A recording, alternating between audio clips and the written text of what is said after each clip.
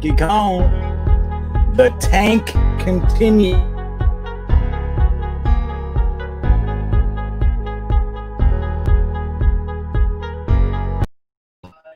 Oh.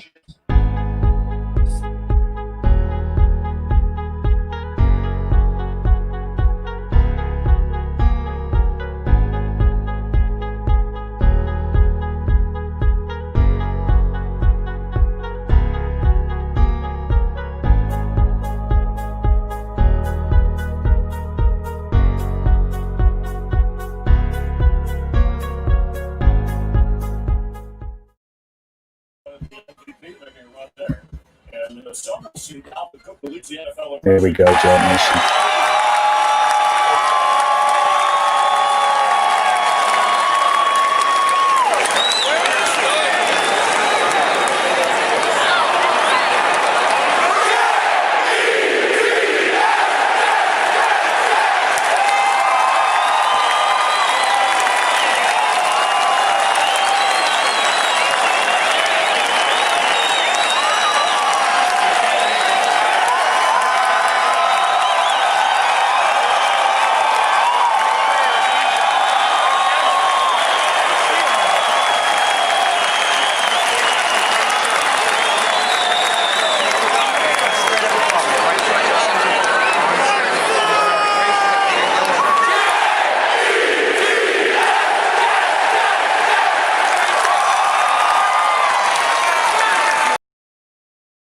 All right, what's happening, everybody? It is good to be back. Bye weeks are for the birds, even though we really could have used this break. You know, it was just, it's been rough, man. But that all said, I still want to watch Jets football. It's one of those things I do. We only get so much time in a season, and I like to watch football. Let me see. This is all reversed. So this is my left hand, my right hand. But here it looks like, I guess it is. But for me, it's reversed. I can never fix myself. But anyway, here we are. It's good to see you. Tim Walker, what's up? Linda DeLuccio, Lopez. I think, now when you say they, you think the Jets? You think the Jets are winning, Linda? Oh, my goodness. I fear that. Gina Arena is in the house. What's happening, Gina? And Kenny, see if I say this right. Jarris, or is it Yaris? What do you think? Chargers by a whole lot. Yeah, well, that's actually what I'm hoping, man. I mean, look, here's the thing. Today's an exciting day. As we're going to talk about this numerous times throughout the day, I'm sure, because it's just so incredibly cool and important. We have 7 rookies starting today. 7 rookies are starting. Now, from a few weeks ago when none of our rookies were on the field outside of Braden Mann and a little spot, you know, 1 or 2 games of Becton, and then he'd get hurt and be out for a week or what have you. A little sprinkle of Lamar Jackson against DeAndre Hopkins, poor kid. But today we get to see 7 starting rookies. In addition to the 7 that are starting, we're also going to see guys like Zuniga and Bryce Huff playing as well. So we're going to have 9 rookies on the field today. Is that not crazy? What a crazy thing. Now, I wish Lawrence Cager could be around and all that, but listen, I'm going to break this to you. This was the big knock on Cager coming out of college, and it was one of the things that we talked about in my wrap-up, you know, Jets draft vid. Cager has a very slim shot of staying healthy. It's sad. The guy's got everything you want in a receiver, but it is what it is. What's up, Jets Mess? Afternoon to you. John Holton is here. What's up, buddy? It's good to see you. You feel bad for Burrow? What happened? I was in and out. I was watching mainly the Jaguars game. And it was just terrible. It sucked. For a little bit, it looked like they were going to do some things. But that is what it is. You know, the Jags, we need them to win one more, man. It would have been so great if today was a trap game for the Steelers. That's what I was really hoping for. I was banking on it. He didn't look good, huh? Hey, it happens, right? He looked great up to this point. What does he have, 4 300-yard games? So Dark Demonik is back. What's up, buddy? Good to have you. Donnie Alford. He got an injury, Donnie, did he? Burrows looked really bad, and he got an injury. That sucks. That sucks. I don't want to see good, young, promising talent go down to injury. That always sucks, man. Yeah, we were just talking about that, Dark Demonik. Today we have 7 rookies starting and 9 total playing. Incredible. Let's talk about who they are, shall we? So we have Mekhi Becton coming off of his chest cold.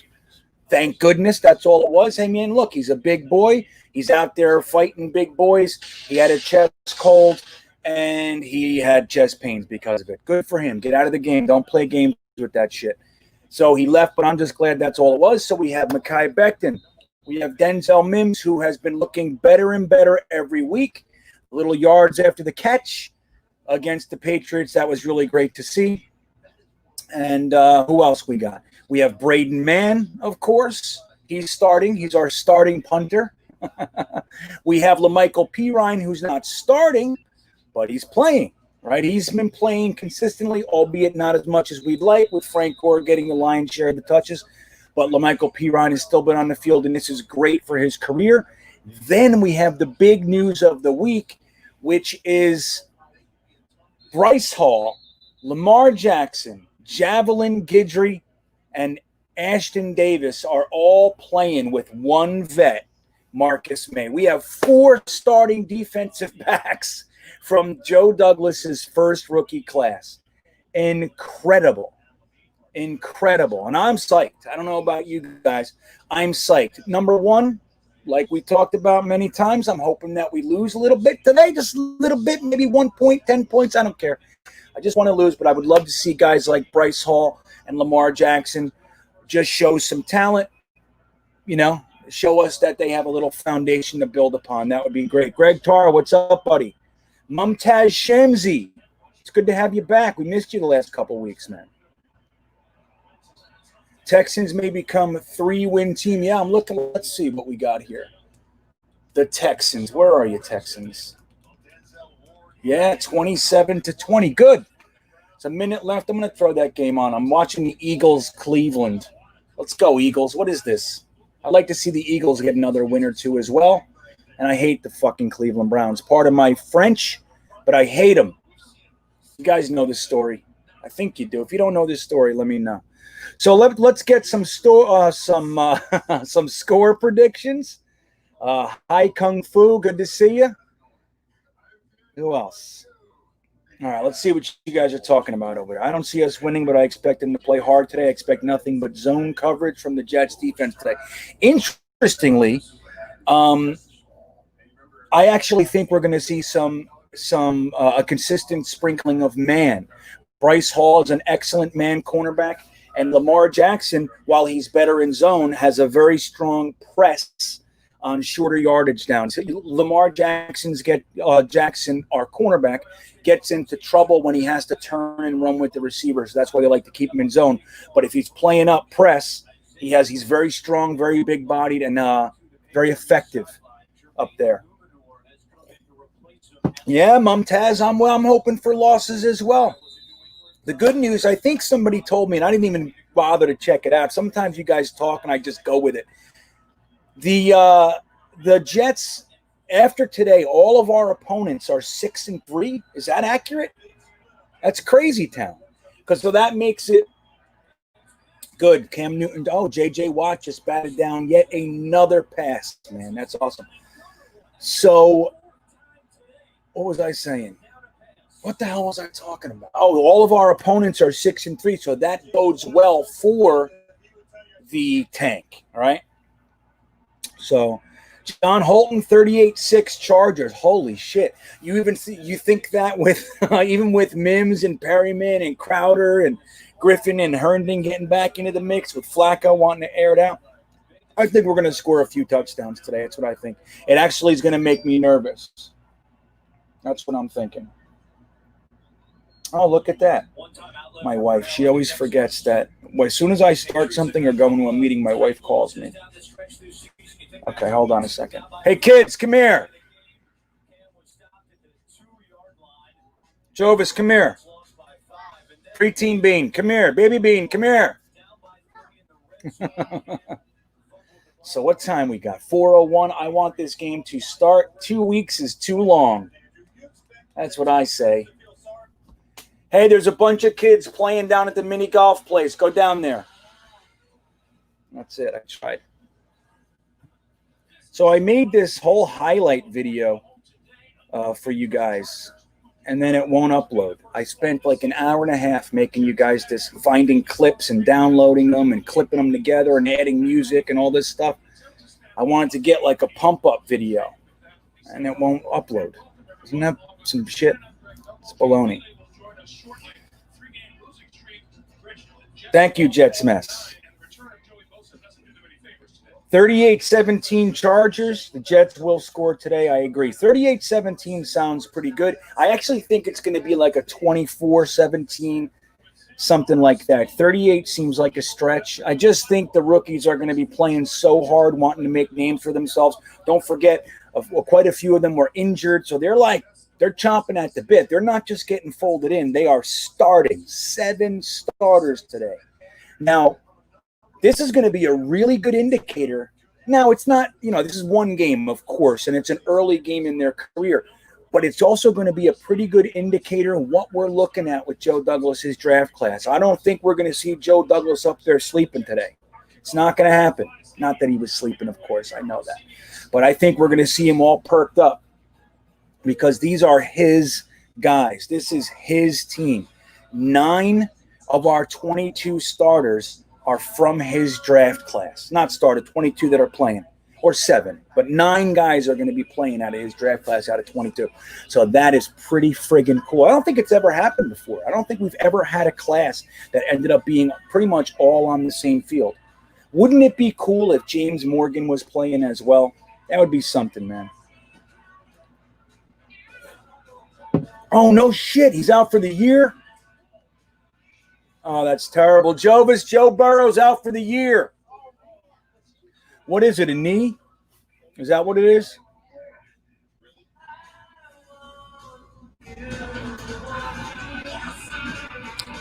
Yeah, good. As long as you see the Patriots beat us, which brought them to 3 wins, and they beat somebody else right last week, the Ravens, which brought them to 4 wins, so I'm good. I don't need them to win anymore. Although I'd like to see a couple more. I'd like to see him. They're going to end up taking Wilson, the quarterback, and he's going to be great there. So, hey, have any of you guys seen my mocks? I'm doing way too early mocks. I did, if you want to check them out, they're on Green Bean the Jets Fan Instagram. I'm also going to make a video with my last mock, which will come out tomorrow. So the way that I did the first mock was as if we're building around Sam Darnold, okay? So we're going with Sam Darnold. We didn't tell anybody till draft day. We traded back with the I didn't think the Jaguars wanted to trade in that one, so I traded back with the Skins. I jumped, I let them jump for Trevor Lawrence. Jaguars took Joe Fields, and I went nuts. I went fucking nuts. Pardon me. I got to stop cursing. I'm feeling loose today. I'm all excited that football's back on, or Jets football. So I'm sorry about that. But anyway, so I did that with the first one. The second draft was if I was taking Trevor Lawrence. No trade. I did a couple other trades later in the draft, but I just went straight up Trevor Lawrence and then waited till my pick 25. I think I traded with Buffalo.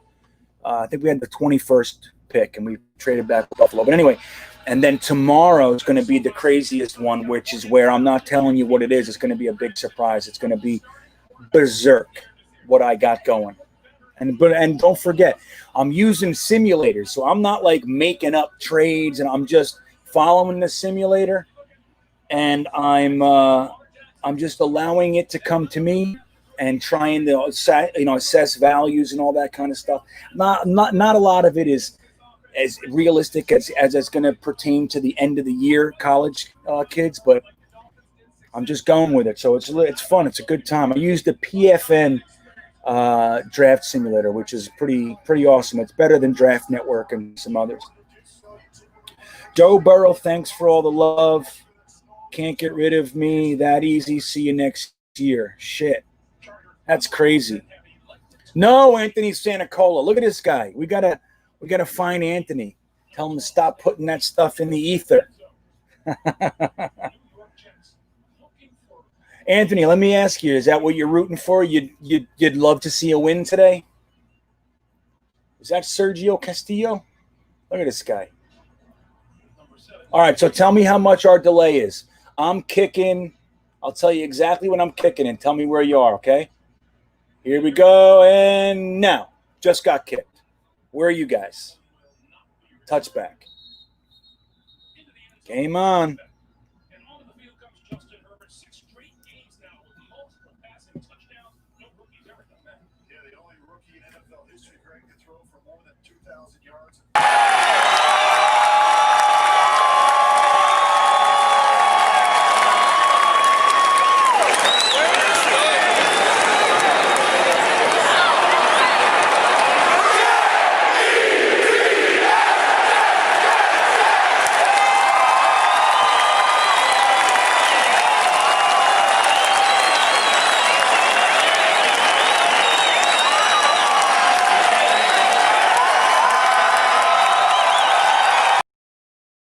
All right, I couldn't keep going.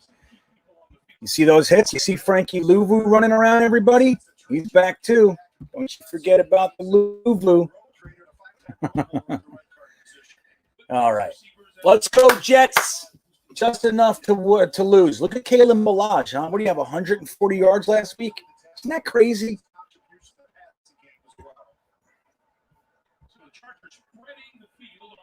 Look at this. They're going to get our cornerbacks on islands. Who we got there? Fucking Davis, man. See, now, that to me, that's a schematic thing. He's back 78 yards, it looks like. Come on, Quinn Williams. What do we got here? Little handoff action. Who came up? Is that Harvey Lange again? That's what it is. Look at that. He's hurt. Is that Balaj? Yeah, look at him. That's an end to him. That was the issue with him, wasn't it? Oh, man. Okay. Yeah, I know. I'm not rooting against. I just want him to lose. Does that make any sense, Anthony? I know, man. It's hard. It is. Yeah! Crushed him. Neville Hewitt. So how much are we delayed? Anybody tell me yet? Castillo was in there. So who's kicking for us? Ficken? Is that who that is? Okay. I thought he looked other than a Castillo. That was a nice play. Nice read. Oh, man. Who's 46? Oh, that's Hewitt again. Big play, bad play. That's Hewitt. Hewitt is supposed to be a reserve. You know what I mean? He's a top-tier reserve, in my opinion. Like so many other players that we have. I think our second string is almost done. Like our offensive line, Lewis, Van Rotten. There you go, Bryce Hall. Hey, man, that was what he made a career out of up in UVA. He made a career out of that, man. He reads. His closing speed is so fast. Look at him. And he's a sure tackler. There you go, Bryce Hall. Bryce Hall Island Kung Fu. That's what we're talking about.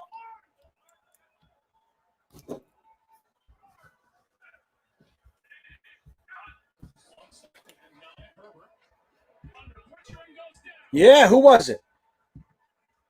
Is that Quinnen Williams? Jordan Jenkins with his second sack of the year. Let's see.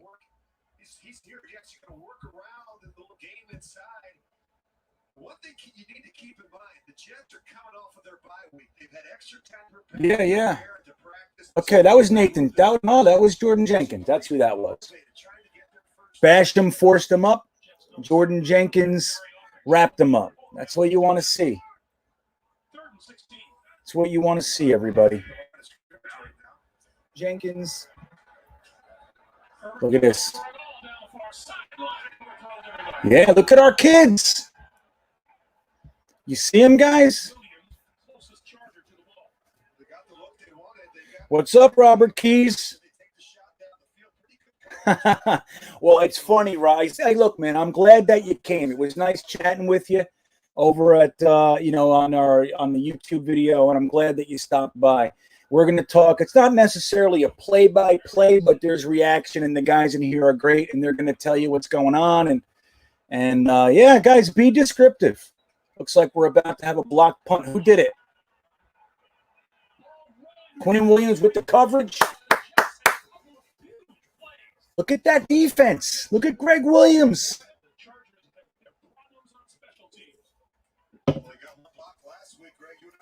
Look at that. Who blocked? Was that Henry Anderson? Yeah. That was Henry Anderson looking like a Sprite rookie. Look how much air Henry Anderson got. So we got a blocked punt. Quinn Williams picks up the ball at the San Diego 29-yard line. Let's see what Joe Flacco can do with Denzel Mims. Is it his first touchdown today? And we run it. There you go. Oh, it's a good run, though. Gore with a 15-yard run. Jesus. Dean Atkinson, what's up? I know, Greg, right? Greg Tar. Henry Anderson wakes up out of nowhere. Frank Gore runs up a massive hole between Van Roten, and McGovern. Dude, we're going to crush them. That's what sucks. These assholes. And the Jaguars are looking so bad, it's crazy. Although that was the undefeated Steelers, so it is what it is. I know, Greg. Don't worry. We still got the second half to suck like we have been. See, you know what happens when this stuff, when good plays start stacking on top of each other, guys get all psyched. And they turn off that, like, I don't care, this team sucks mentality, and then they all want to win. They all get pumped up. Don't forget, this is a big batch of animals. You can turn them off with losing. You can absolutely, take their will to play away. But once it starts, bloodlust kicks in, and they want to crush everybody.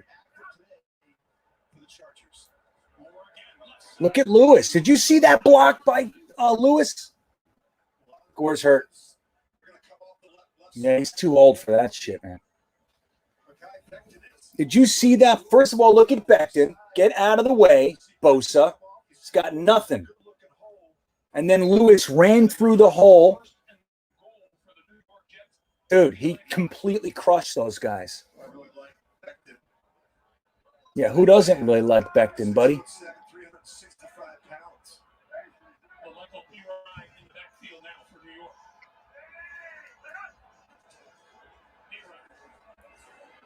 Look at Lamical Perine running up the left side. See, now look, like I said a million times, I'm all about the tank, but I can't stop myself from getting excited. Finally, we're running on the left side of the line on the B gap. See that? B gap right there. No A gap crap. You should be running it through the guard in Becton or around Becton's side every single play. That's what should be happening. We are. Dark Demonik, don't worry. We got nervous last time, buddy. It's going to be okay. Herbert's going to come out, throw 380. Oh, he missed it. Yep, he missed it. See, that's okay. Sam Ficken misses the kicking. So that's okay. We are going to blow it. So, guys, what do you think? Are we going to blow the tank today?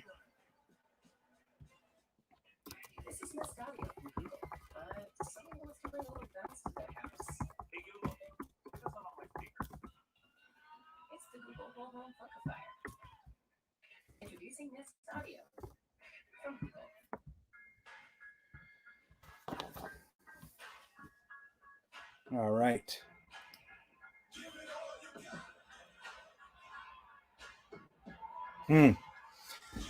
Very interesting. The Jets with a big defensive stand, a blocked punt, and a 4-play touchdown drive.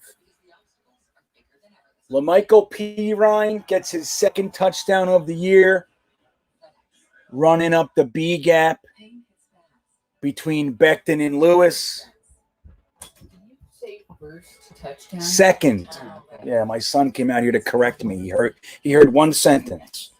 Thought I said Perine's first touchdown. He's like, Titans. Oh, my God. The Titans came back and beat the Ravens? Damn. Damn. Crazy town. What's up, MC? Good to see you, buddy. Yeah, this is what I think. What's up, E-Rock? Yeah, man. Our rookies look good. You see that defense from the Rooks? He had one pass, and that was on Neville Hewitt anyway. But here we go. This is Haiyu or Hai Kung Fu says exactly what I'm thinking. We will lose. Don't worry about it. The Jets play for real in the first half and then tank. He said the fourth, but I'll say the whole second half. Don't worry. Are we going to blow it? What do you think? The Jaguars got killed today, Dean Atkinson. They looked good for a minute. They were up 3-0. They had an opportunity to go up 10-3, blew that. Then they were going to tie it 10-10, blew that, picked Ben Roethlisberger off in the end zone. And then they started not being able to stop him. Lutton, the Jaguars quarterback, who's looked pretty nifty the last couple weeks, the Steelers had his number. He looked every bit like a fifth-round rookie.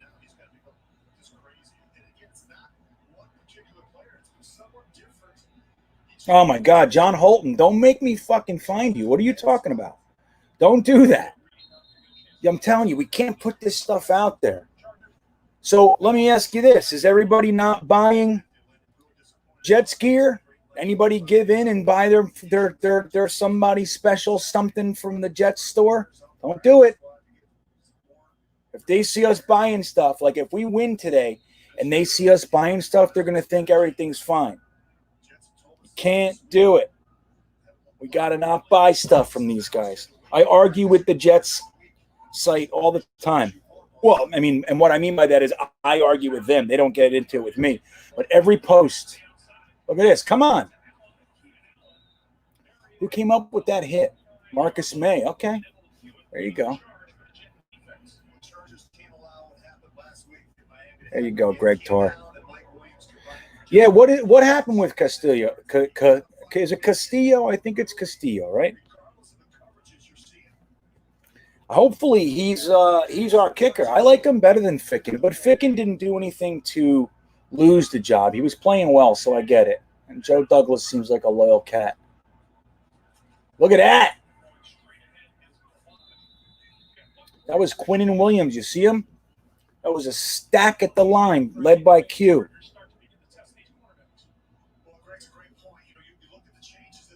Nice, John Holton. There you go. You redeemed yourself. Yeah, no Jets gear this year. I like it. That's a good chant. I like it. You see the chant, everybody? No Jets gear this year. No Jets gear this year.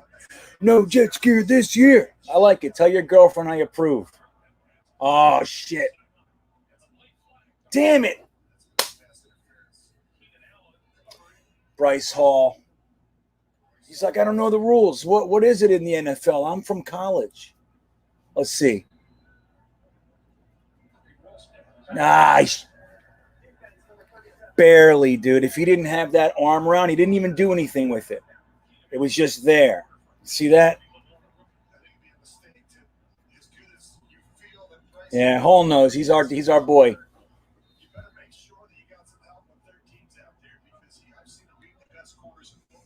Bryce Hall's going to be able to – is he on Keenan Allen today? Good. I like it. He's going to be able to hang with him. You'll see. I'm telling you, man, I was so big on Bryce Hall. Who the fuck is – what? Where did Henry Anderson come from? What's going on with Henry Anderson? I'm going to check him for roids.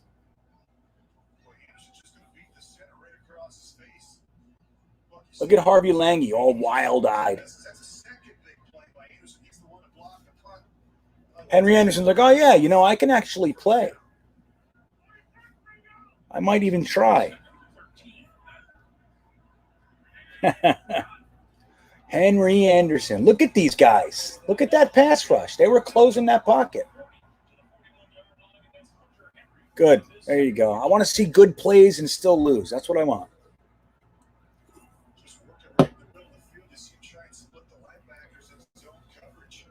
Travis Henderson, don't come here with your scary fear-based baloney, man.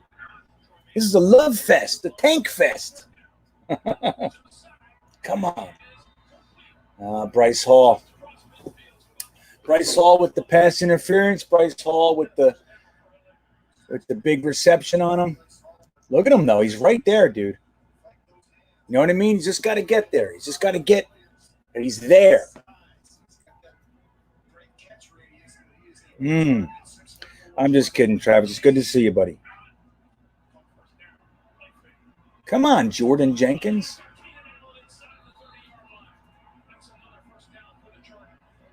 See, they just needed to settle down, guys. That's right, John Holton. They had 2 weeks to eat performance-enhancing drugs. That's right. They're on a little bit of cocaine.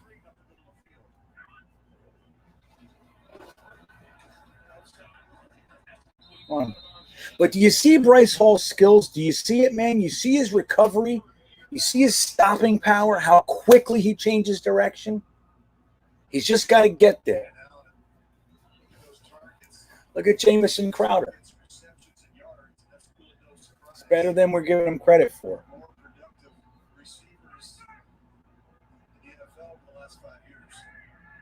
Yeah, I know, Dark Demonik. I'm with you. Just throw on them all day. They're just trying to get a balanced game plan. It's Anthony Lynn. He's old school. He's Rex. You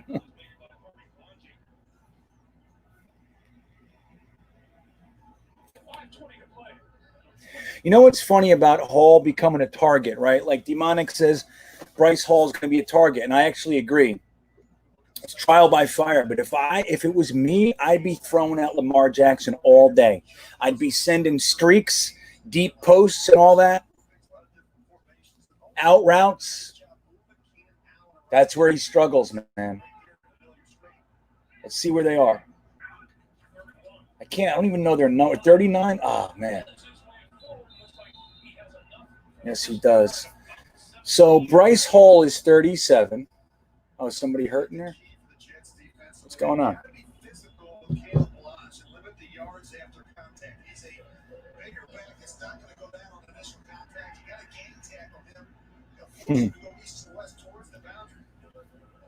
Matthew Gillette, what do you mean?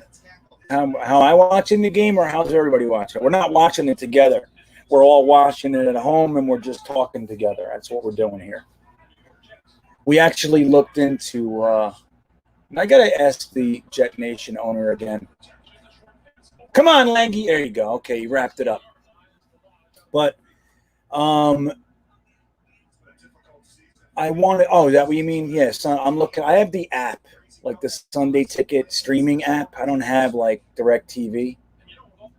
I have an app. So, sorry.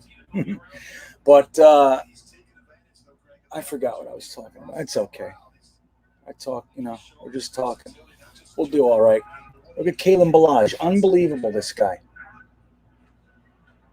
Come on, Jenkins. No! That's a...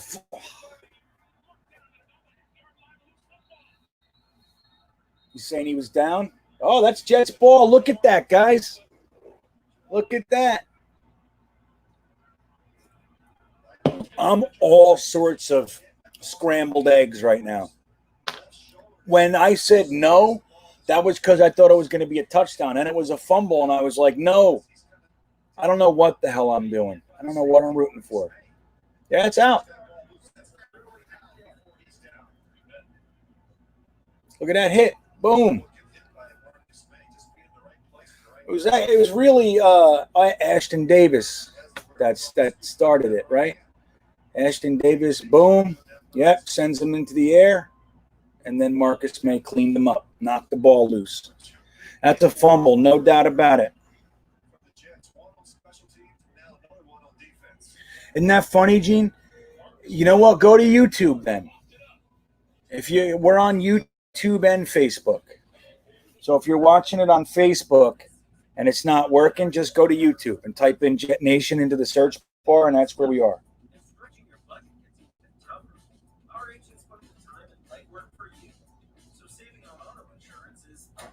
Hold on. Oh, look, we got our first guest of the day. This is Green Blood Blitz. He's in the middle of moving. Let's see if we can get him in here. Is he all right? Blitz, you there? He's moving. He's got all kinds of crazy problems. I actually agree with that, Kung Fu. Joe Douglas's draft class. Now, look, nothing's written, but the research that I do before the draft, and then, the games I watch. Like I said, I was in Charlottesville. I watched a lot of UVA. We watched Clemson, a little bit of Penn State. And then, obviously, we'll check out an Alabama game or whatever. But everything that we do, this draft class was almost exactly. Let me say, it was a few turds. But the best draft class, in my opinion, since 2007. Easy. Since 2007. Now, we still have to see where they go. But as far as positional value, what I wanted, where I wanted it, I am telling you, I haven't felt this good about a draft in a long time. And then add to that, Lamical. Well, first of all, Becton and Mims were guys that I wanted. Okay, I wanted Andrew Thomas as the number one tackle. I knew he wasn't going to be there, but I preferred Becton over Wirfs and Wills. Loved them. Mims, I thought never in a million years is he going to be there at our second round pick. He ended up being there at 48. We got him at 59. So Becton and Mims I wanted, didn't think we'd get him. Lamical Perine I wanted. Jabari Zuniga was one of 5 edge rushers that I thought would be great if we nabbed. Cam Clark, again, he's another one I thought was going to go earlier than we were able to grab him. I wanted different positions. And that I did not want a safety. I didn't. And I certainly didn't want a 4th-round quarterback. That's the turd for me. And then the probably the thing that bothered me the most was using our 6th-round pick on Quincy Wilson, trading it to the Colts. There were some guys there that I really – oh, there it is, Flacco. Demonik. There it is. Everybody works so hard, and Joe Flacco throws it in the toilet. Thanks, Joe. Oh, my God. Oh, my goodness, everybody. Oh, my God. Jigs, watch this. We just got a big fumble on the goal line, stopped them, and everybody's psyched, and Joe Flacco comes out and does this. Here you go. Dude, why are those routes even there? That's not what you want to be running there. I don't know, man. Get out of there. But that's the thing. That's Gase. Gase and the old man he's choosing to play. Fucking throw in the kids. What are we doing here? I guess 9 rookies is enough, huh? Where'd he go? Hold on. That's big stuff. Robert Keys, you still here? Did you see that? So we stopped him on the goal line. First down, Joe Flacco. Adam Gase calls short out routes into the flat, and Joe Flacco doesn't put enough heat on it, and it gets taken in for 6. There we go. You see that, Travis? Don't ever count the Jets out when we're wondering if they're going to choke. Joe Douglas hasn't been here long enough to remove that. He will, but he's not been here long enough, man. We still got Adam Gase. We still got all kinds of shit. There you go, Flacco. How bad do you feel right now? He thought his career was looking up. He's like, I'm just going to use this year. Next year, I'm going to end up going and trying to be a starter somewhere. I'm going to really play well. And everybody saw what I did on Monday night, and it's going to be great. And then he comes out with that. There you go, Joe. Sorry, buddy. You're a backup. See, that's the thing. He's supposed to play a game, 2 games a year. He's not supposed to do all this anymore, in my opinion. There you go. That's right. That's fantastic. 10,000, right. Yeah, you see this? Kung Fu saying, Joe Douglas is saying, Joe, throw the interception, 10 grand in your pocket. 10 grand and a gift card for Wendy's. Free Frosty every week for the rest of your life. What do you think of that? Huh? How's that? A junior bacon cheese and a Frosty every Tuesday for the rest of your life. There you go, buddy. What do we got here? Frank Gore. Good. Isn't that interesting? Now, I guess Frank Gore had that a couple nice runs, but it's like, you know, we're running them twice as much as Lamical Perine.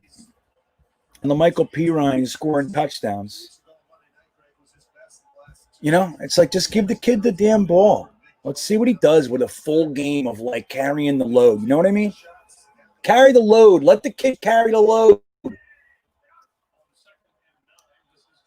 Gore again. Yeah, dude. Fucking brilliant Gase. Give that man a baconator, huh? Ooh, you want to spend the big bucks. Robert Keys is a good guy. I wanted, what I say, junior bacon cheese?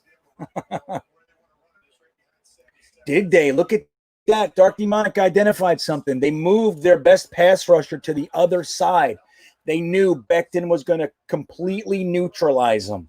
So they sent him over there on George Fant. Yeah, look at that. Let's see how he does. Watch Fant. Watch Fant. Oh, Becton with the false start. Shit. Right, there you go. Yeah. Well, he is. You know what? Anthony Sanicola, let me tell you something. I actually buy into the idea that Adam Gase in this washed out season cares a little bit about getting Gore as many yards as he can, as many carries, as many touchdowns as he can. Currently, he's third on the all-time rushing list. Look at that. That was a nice screen, except for the fact that that didn't work. But anyway, I think Gase might just be trying to get Gore as many yards as he can. I think he was like, he needed like 3,000 or something like that, so he's not going to get it all. But I think he was like a 1,200 or 1,100 away from next to become second, something like that.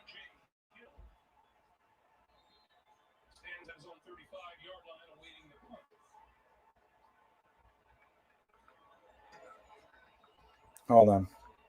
So you know what I mean? There's nothing wrong with that if that's what he's doing in this washed out season. But for me, I'd rather see Perine. I'd rather see Josh Adams for damn, what do you say there? For damn straight? It doesn't make any sense. Let's see. So you're right, Anthony. He is running into Canton, but he's not going to do it here. You know, he was the kind of guy you brought in to just kind of spell Bell or anything. But I don't know. I think that the whole plan was always to use Gore more than Bell. So that is what it is. Let's see. Screen third down. Get the coupon for Jumpin' Joe. Exactly. So you throw another pick, man, and we're adding in Dunkin' Donuts. Free coffee every Wednesday, a large one. You like that? Free coffee and a 5-pack of Munchkins every day for the rest of your life. Little card. You swipe it and you go. How's that sound? We did start good. Jets mess. But we're doing better now. It just took a minute. We came out pumped for the Chargers, and the Chargers like, holy shit, these guys actually play a little bit. We got a bunch of young blood in there. Well, you know what, Demonik? I would be lying if I told you I remembered it. Like, I wouldn't have associated the last game in LA. I think I saw like an article or something, a tweet or something about, wasn't it the Raiders? And we got shellacked or something like that. So I wouldn't have known. I actually remember, I think I remember that game, but I wouldn't have remembered it as the last game we played in LA, I don't think. But yeah, so correct me if I'm wrong. Wasn't it the Raiders, their last season in LA? That was our last game that we played out there.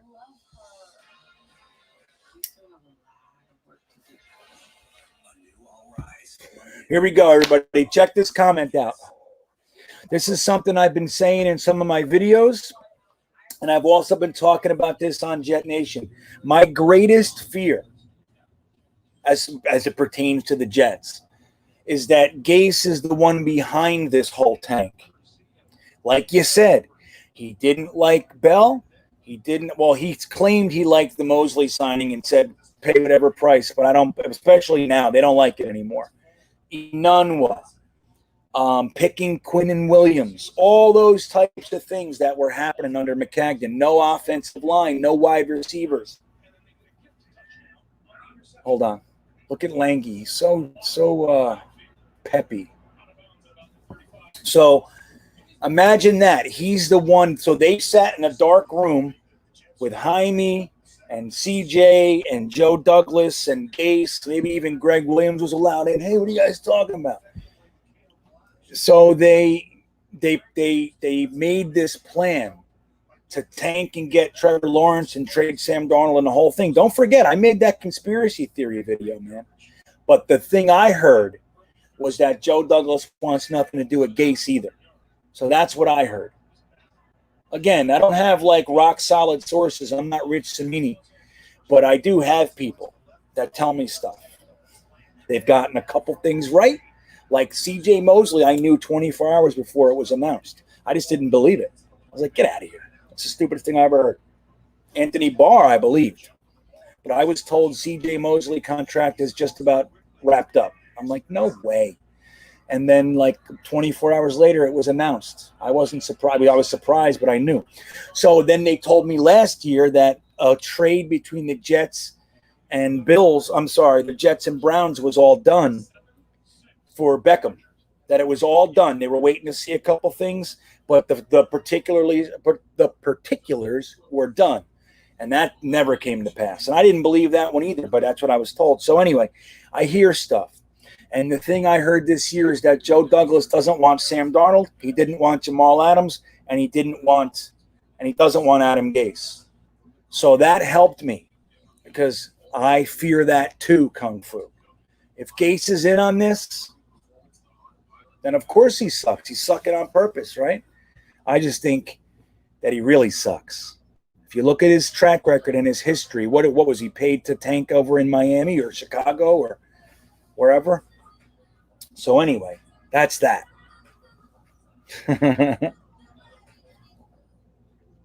So what else you guys talking about? Let's see. Gore is a mentor to the young guys. He demands respect. Yeah, I get it. He's just, Gore is all but done. He can get a couple good games. I'm with you. He's a good guy to have around for Perine. I get it. I'd rather see Perine running, though.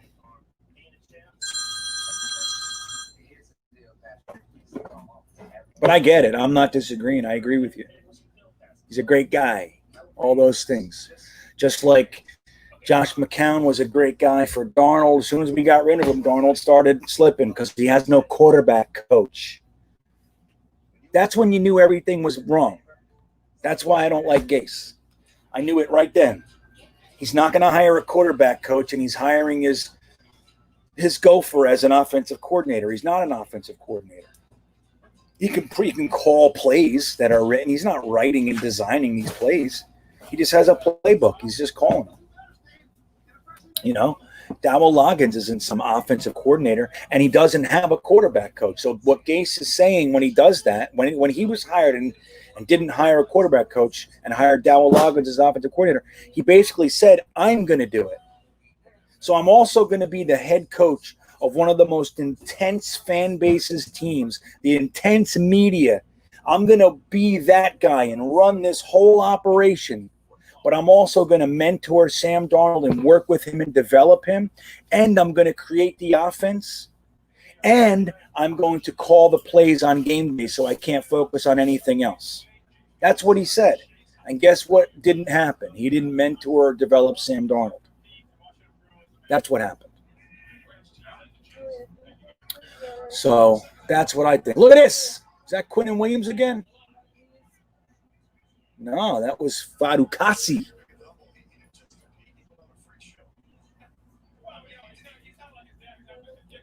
Right. See, I agree with with Robert Keys. And you see what he's saying here, guys. He's saying, I'll put this up for the people on Facebook so you can see it.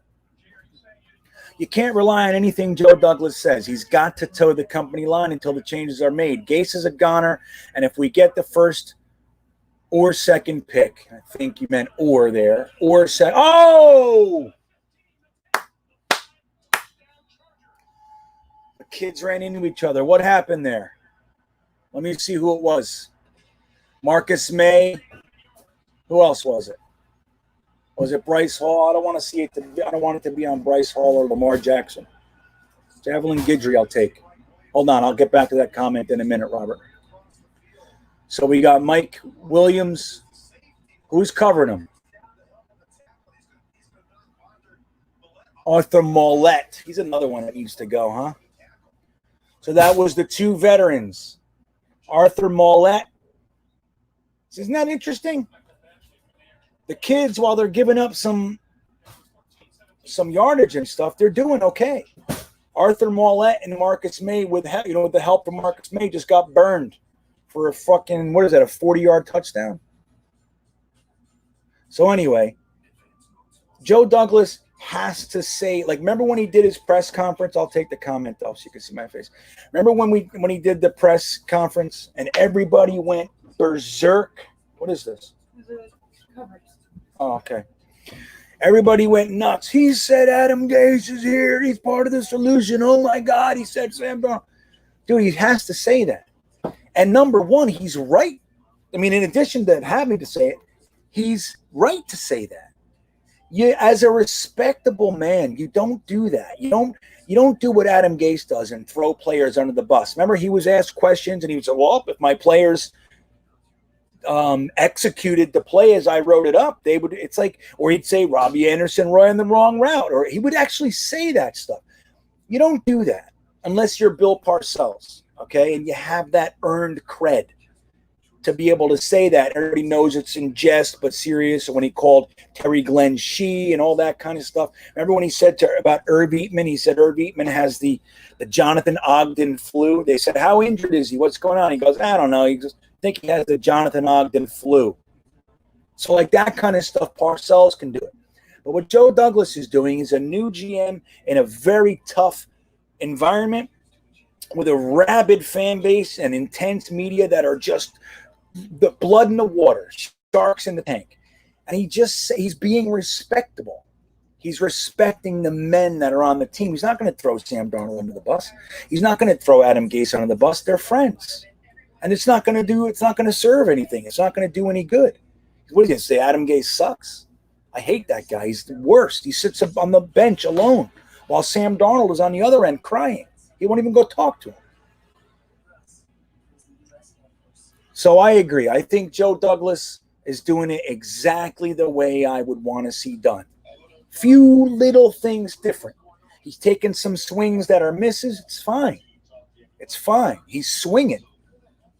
He's swinging in the right way. He's not giving somebody like Trumaine Johnson $15 million or $17 million a year. He's not giving an injured wide receiver $9 million a year while he's on injured reserve with injury guarantees in the contract. Do you know Anunwa is going to cost $3.6 million in our 2021 cap? That's how bad that contract was that Mike McCagnon wrote. Joe Douglas is writing none of those. He could cut everybody he signed. George Fant, he could cut him with no cap ramifications or like something negligible, like $1 million. So he's doing everything the way that we would want it done. It's going to take more time than we'd like. Look, we've been through hell. We'd love it to be right now. But, yeah, Flacco was in on the tank. Yeah, right. So was Marcus Maye. May understands. I love it. Mollett. Yeah, I got you, Robert. Don't worry about it. I figured it out. So we're 14-7, or to 6, because Ficken's in on the tank.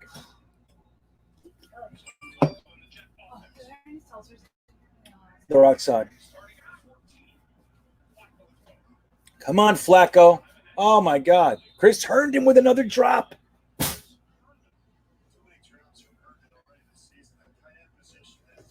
Dude, Herndon, something's wrong with him.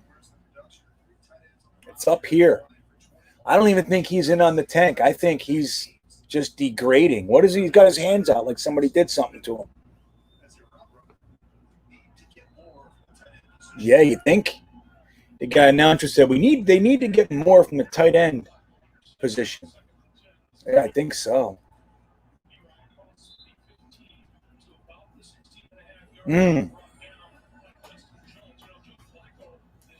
Justin Jones.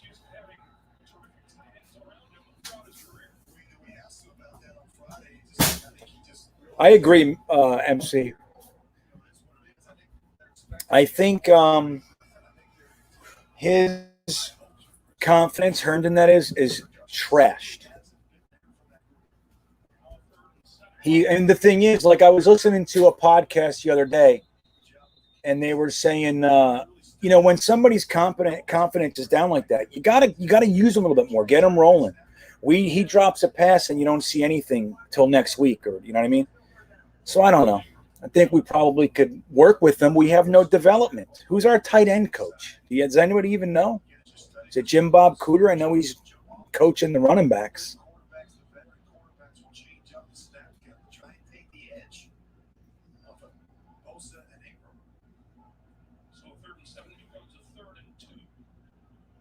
That's actually not true, Sanicola. There are lots of great NFL greats. Oh, there goes Flacco.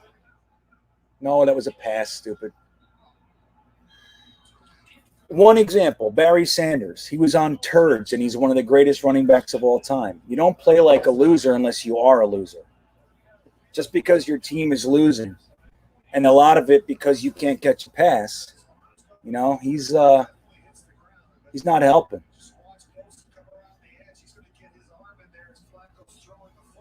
Yeah, that's a pass, everybody. See, that was a good move, putting Bosa on the other side.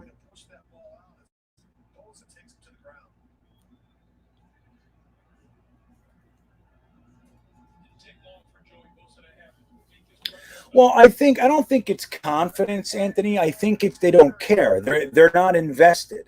You know what I mean? When you look at guys like Jordan Jenkins and everything, he's had 5 to 7 sacks. He had 8 last year. So he's he's a pretty consistent producer. He's just not playing. I mean, the last couple of weeks he got his first sack like Monday night. So a lot of these guys, they're just not going to risk their bodies when they know that this is a tank job. They know Adam Gase is a dead man walking. They know there's no real. This team as it stands now is not the way it's going to be, right? So they're not going to risk themselves. Like if they have a little twisted finger, they're going to go, I'm injured, man. I got to go see the doctor. They're not going to play through it and those kinds of things. And they're not going to, put in the extra effort to risk because they themselves in their own career, because they know it's not for anything. And I think where you're right is that the team, I think they don't have much confidence in each other. You know what I mean? But they're just not trying. I think they're trying this game, but that's going away. I mean, you can see the difference. They're all settling down because Flacco threw that pick after. That was a great turn of events for us. We had that big defensive stand. We had the blocked punt. We had the touchdown. And everything. And then Flacco, we get that. They drive down. We get a big defensive stop, fumble recovery on the 2-yard line. And Flacco throws a pick. And that's the kind of stuff for a losing team. That's the stuff that sucks the wind right out of their sails. Now, the good news is ultimately it's going to be better for our team if we do lose. So it's good. But it sucks because, hey, we were looking good. It's nice to watch a good football game, isn't it? All right, let me change these banners. This one is, let's get that out of here. Let's go. Let's do this. Now, we've already got a quarter under our belts, but which rookie do you think is going to have the biggest impact today? I should have did this one earlier.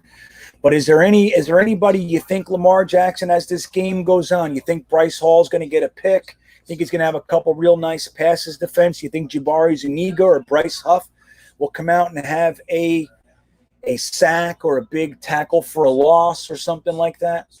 Where's Denzel Mims? Do you think he's going to have a big day today? I mean, not so much in the first quarter, right? But what do we think? During the commercial, as CBS peddles their shows to me that I won't be watching.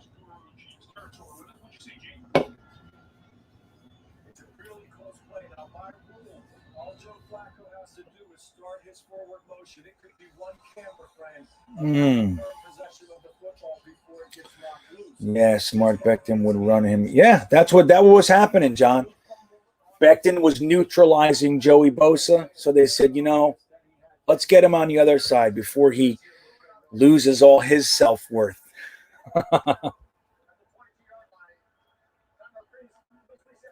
Yeah, I agree, Scotty. That's my vote as well. I'm a big Bryce Hall fan, as you guys know by now, if you've been hanging around me.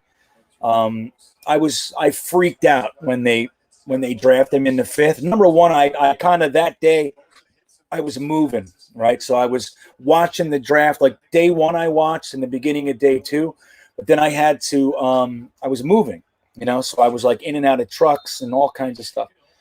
And when I thought Bryce Hall would have been gone in like the third or fourth, even with the injury. And when I heard that we drafted him in the fifth, I damn near lost my mind. I couldn't believe it. Look at Braden Mann. Look at that punt. Oh, bad bounce. That's okay. How far was it?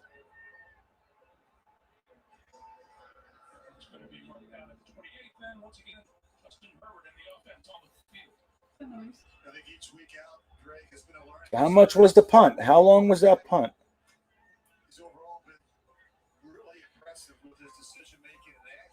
Yeah, you know what, Strickland? That's actually a good point. We got to remove him from who's going to have the greatest impact in order to have the conversation. Because Braden Mann, not that he's been perfect, he's been a little bit. He's had a little shakier start than I thought, but I mean that's a good punter. Look at that, he's being held. Dude, you got to get your hand up. Did you see that? What's up, Thor? Welcome back, buddy. So, dude, did you see Hewitt there? Look at this. Number one, he shouldn't be that far deep, but stick your hand up.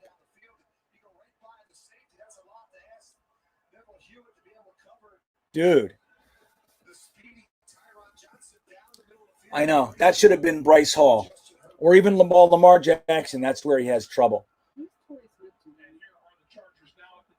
What? Torrey Smith? Is Torrey Smith still playing? He doesn't still play, does he? I don't know.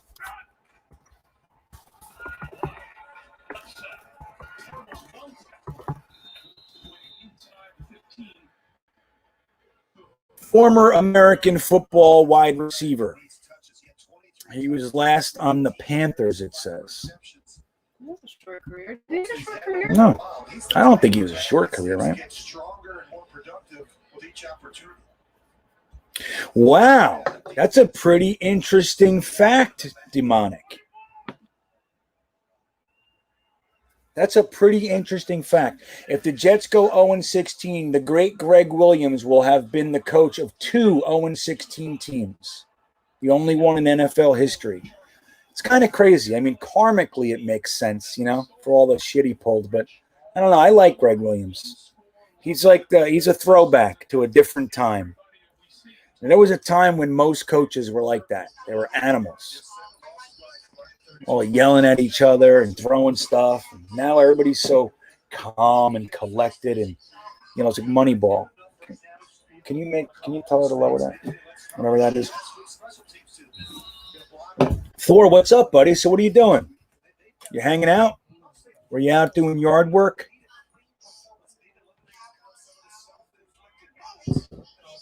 All right, Herbert back to pay. Oh, he thinks he's going to run for it. Yeah, that's right. Who was that? Merrill. What the dude?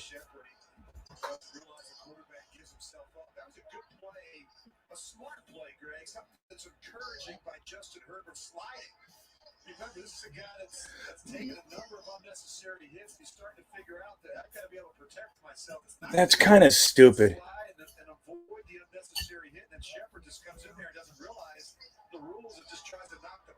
Doesn't realize the rules. Of course he realizes the rules. Did you guys see that? Angels are saving the Jets. I know, dude, right, John? This is I don't understand this. And this shows you, like, years ago, I used to go to Giant Stadium. We would get into fist fights with other fans from other teams that came. People would be throwing beer on each other and all kinds of stuff. We were, like, angry when the Jets lost. And the coaches were angry and the players were angry. Now, right after a loss, dude, Nathan Shepard. Oh, that was Basham. Jesus. Now big loss and they trade jerseys and hang out. It's like I don't understand. It's all a big money thing now. It's like it's just very different. It's very, very different. And as I age, as I age beautifully, I might add.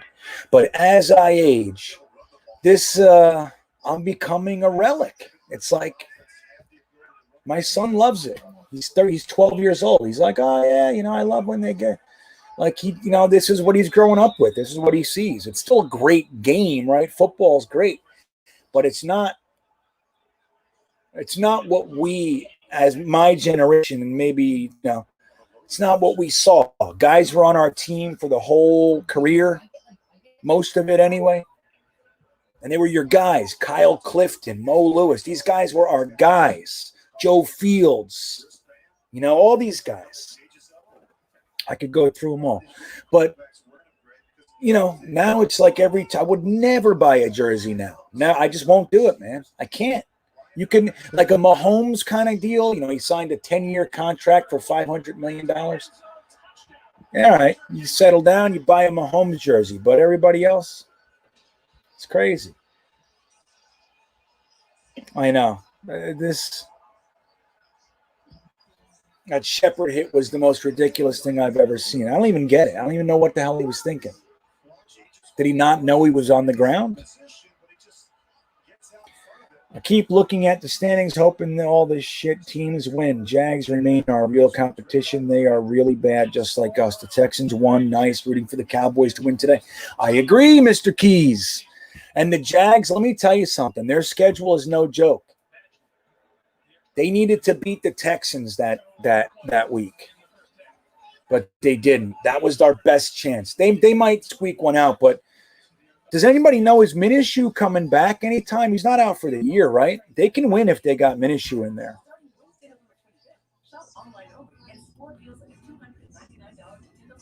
Right, Anthony. That's exactly right. Like, now when teams are really good, I think way up there in the upper echelon, like, they know they can win a championship and all that, the passion's still there. But like the rest of the teams, like years ago, when we sucked, we were still mad about it. Like they played, man. Like they were in danger of like hurting people. They were so mad. Now it's just like, it's going to sign another contract next year. I'm going to leave and I'm not hurting myself. Like that's all it is. I remember when 1992, I think it was, when free agency started. There was a big court case and everything. It was Freeman McNeil and was like one of the guys. I forget the rest. I thought I was going to be able to rattle them off. Leon Lett. I don't remember. But when they won that court case, there were so many people that's like, this is the end of the NFL as we know it. All the better teams, the richer teams are going to be able to buy their self-championships and all that. And now that hasn't worked exactly that way, but it's certainly, while I think the players should have the right to leave and go where they want, I do. I believe that's correct. But I think there's like no loyalty anymore. It's all about the contracts anymore. There's no sense of like, hey, I want to be here and build. It's very rare.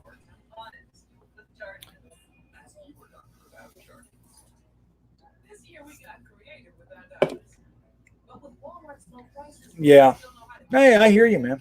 Like I said before, whenever there's a great play, I'm still rooting for the Jets. It's just like being 4-12 right now, or 5-11. Like let's say we could win 5 games and be 5-11. Does that make anyone feel better than 0-16 and getting Trevor Lawrence? Does it? That doesn't for me. I've been 4-12, 3-13, 6-10, 8-8, 7-9, all these things. I don't think we've ever been 2-14 though. I don't remember that. But it's like sucks. And if you're gonna suck, when you're a team like the Colts, like they sucked and they got Peyton Manning. Then Peyton Manning got hurt. He hurt his neck, and they were losing the games. And they just decided, you know what? It sucks. It just turns out that the next greatest quarterback prospect is there, and Andrew Luck, and they got him. Like that's the way to do it. And then they've been pretty good ever since, for the most part. Ever since Peyton Manning, like his first couple years were rough, and it's like, while I loved Sam, let's be real here. He was a converted linebacker. So quarterback, he had a very smaller sample size, and he has all the talent in the world, the right mental makeup and all that sort of stuff, and I wanted him to succeed. I love him. I think he's great. But when you look at somebody like Trevor Lawrence coming in, the guy was like the number one high school recruit. Like he's a quarterback. He was a 5-star recruit. He's going to be the number one pick in the draft without question. Even if the Jets were to trade it or whatever, like he's going number one. Like he's the greatest quarterback prospect when you look at his background and what he's accomplished. He's already got championships, everything. He might have more than one, when he leaves. Or, so it's like there's no comparison between the prospect Sam Darnold and the prospect Trevor Lawrence. So, and I'm not like a Trevor Lawrence historian or anything. I don't want to give you that impression that I think that, because I don't. But as far as who these guys are, I mean, there's no comparison,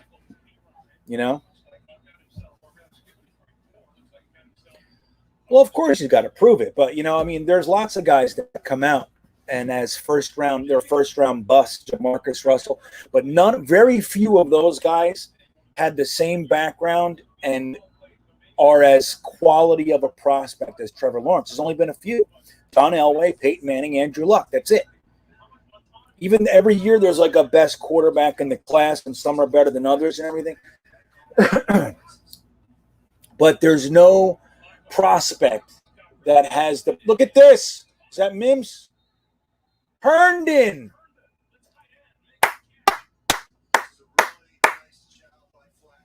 But you didn't, Anthony. It wasn't the same. It was just he was the best in that class. That's all it was. That's what was said. It wasn't like nobody compared him to Peyton Manning or John Elway. It wasn't. They were saying he's got some Ben Roethlisberger. He's got some Brett Favre, like that. And don't forget, Brett Favre was a second-round pick, and Roethlisberger was late first, or at least mid-first. Look at Gore. Oh, man. Got to let him go to the ground. See that big catch by Herndon? Can we talk about that for a second? Let's get this kid some confidence, right? That was good for him. Jumped in the air, got it, secured the ball, caught with his hands. That's what I like to see. Where's Denzel Mims? What is this?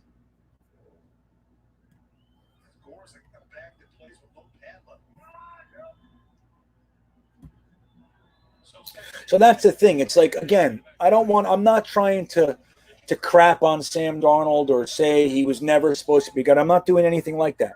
But again, there's like a level of prospect. Sam Darnold was never in the same conversation as Trevor Lawrence. Never. It's not the same thing.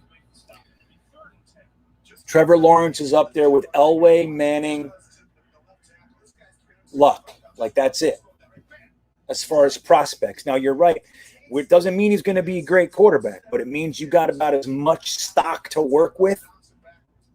It's like having prime beef. You can still burn it, but if you know what you're doing, it's better to start with prime beef than choice. You know what I'm saying? Sam Darnold was choice. Or, a lot of these guys we get are select. But Sam Darnold was good choice. Trevor Lawrence is prime USDA beef. Salt aged. I want to eat some steak tonight. What do you think?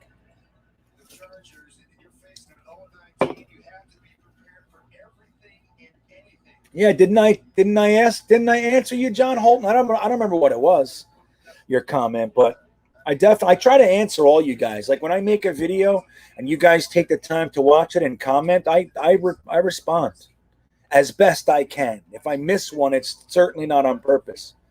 I don't even just like them. I'll like it and I'll actually talk to you and get into a conversation. So a few of you guys, I get into like 10 comments back and forth. It's like, hey, it's what I like to do. That's what JetNation is. Like that. So that's where I came out of as far as this content creator thing. I've just been on JetNation for years and other forums before JetNation was created. We had the old Rivals board. And then that went under and JetNation popped out and the greenhouse popped out. And but that's what we do all day. We just sit in there and talk Jets, for hours with thousands of different Jet fans. And so when I make a video and you guys respond, I'm on it. I like to talk to you guys. But is that what you said on there? Wait, hold on. Let me find the comment.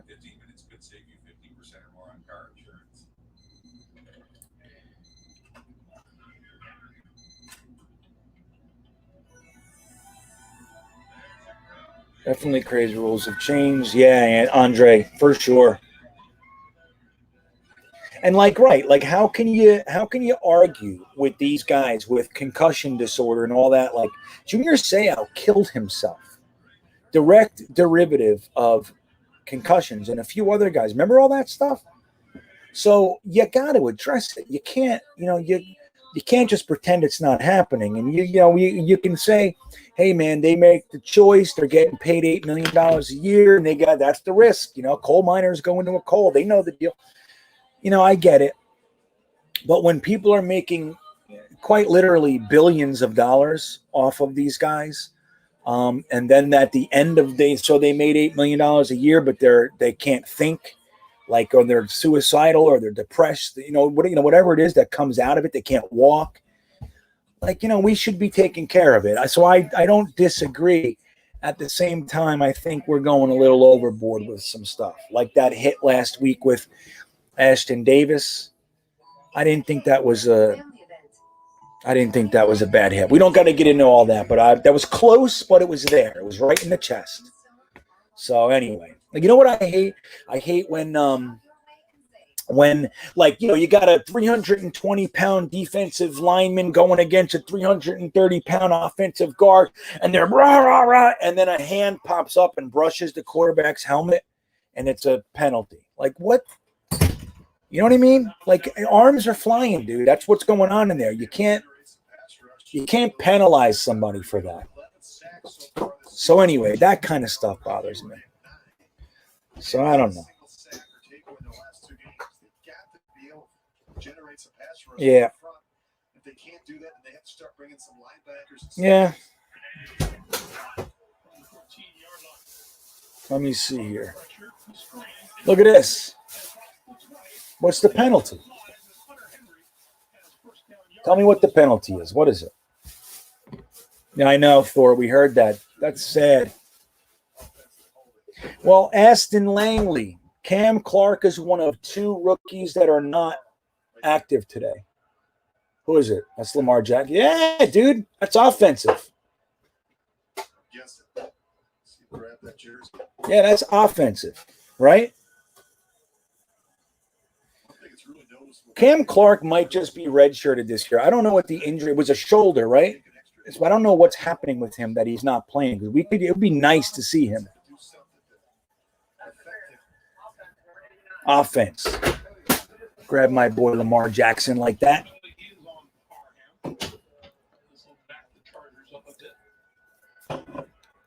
Terry McLaurin, 5 receptions, 84 yards. That kid's good. Don't have the corners, so it's hard to do some of the things you want to be able to do. You can't play a lot of man-to-man, right? Because you don't trust the corners. They're young, inexperienced, making the first start, second start. Well, Anthony, you know what the thing is with player mentors, that if you have a great coaching staff, you don't need that. You know what I mean? Like, like I said, like not only do we not have a mentor player for Sam, we don't even have a quarterback coach. We don't have, for the most important position on the field, we have a skeleton crew. There should be more. Like Bruce Arians actually has, he's an offensive genius. He has Byron Leftwich, who's an offensive genius. He has a quarterback coach and a quarterback coach for the B team. So he's got 5 people focusing on the quarterback and the offense. We have 1. That's what we have. That's why you see the difference. I'm not against having a vet in there as the backup, especially someone's rookie year and all that sort of stuff. I think it's a positive, but it's not necessary if you have the right coaching staff, you know? Scott Parent, just enjoy the suck. JETS.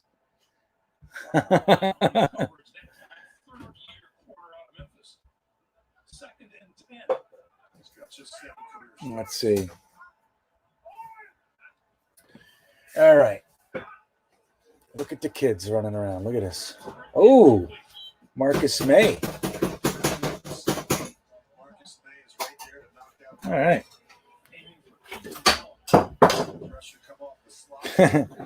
Right. I would never doubt.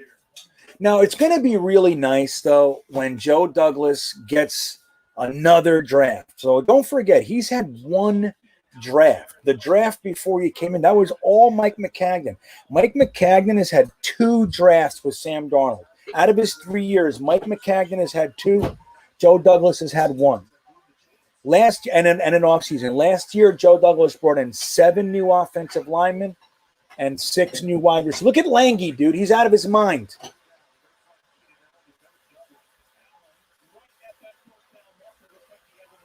You know, he's not getting there, but I like this Harvey Lange guy.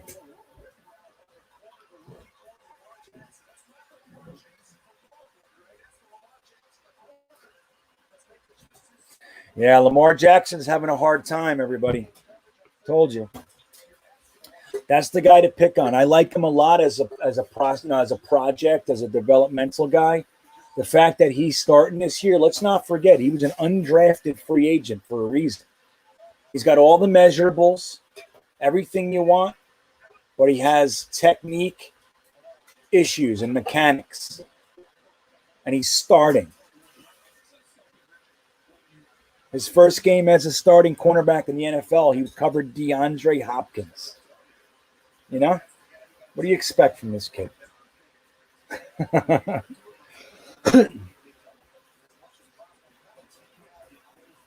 So it's going to be fun when Joe Douglas gets another draft with 2 first-round picks, 2 third-round picks. That's 5 picks in the first 3 rounds.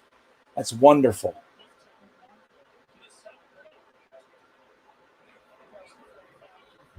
Bryce Hall, you better watch out, buddy. That's how you hurt your neck, kid.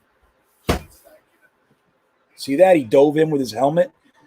So when I used to coach kids, 9, 10, 11-year-olds, we teach them how to wrap up when they tackle, but the big thing we always focused on, this is 20 years ago, is keeping your head up like this, never coming in with your head down. We used to remind them, if you're seeing the ground, then your head is down, right? And that's the worst way to hit somebody, spearing. Not even for them. It's obviously bad for them, but it's even worse for you. Hurt your neck like that.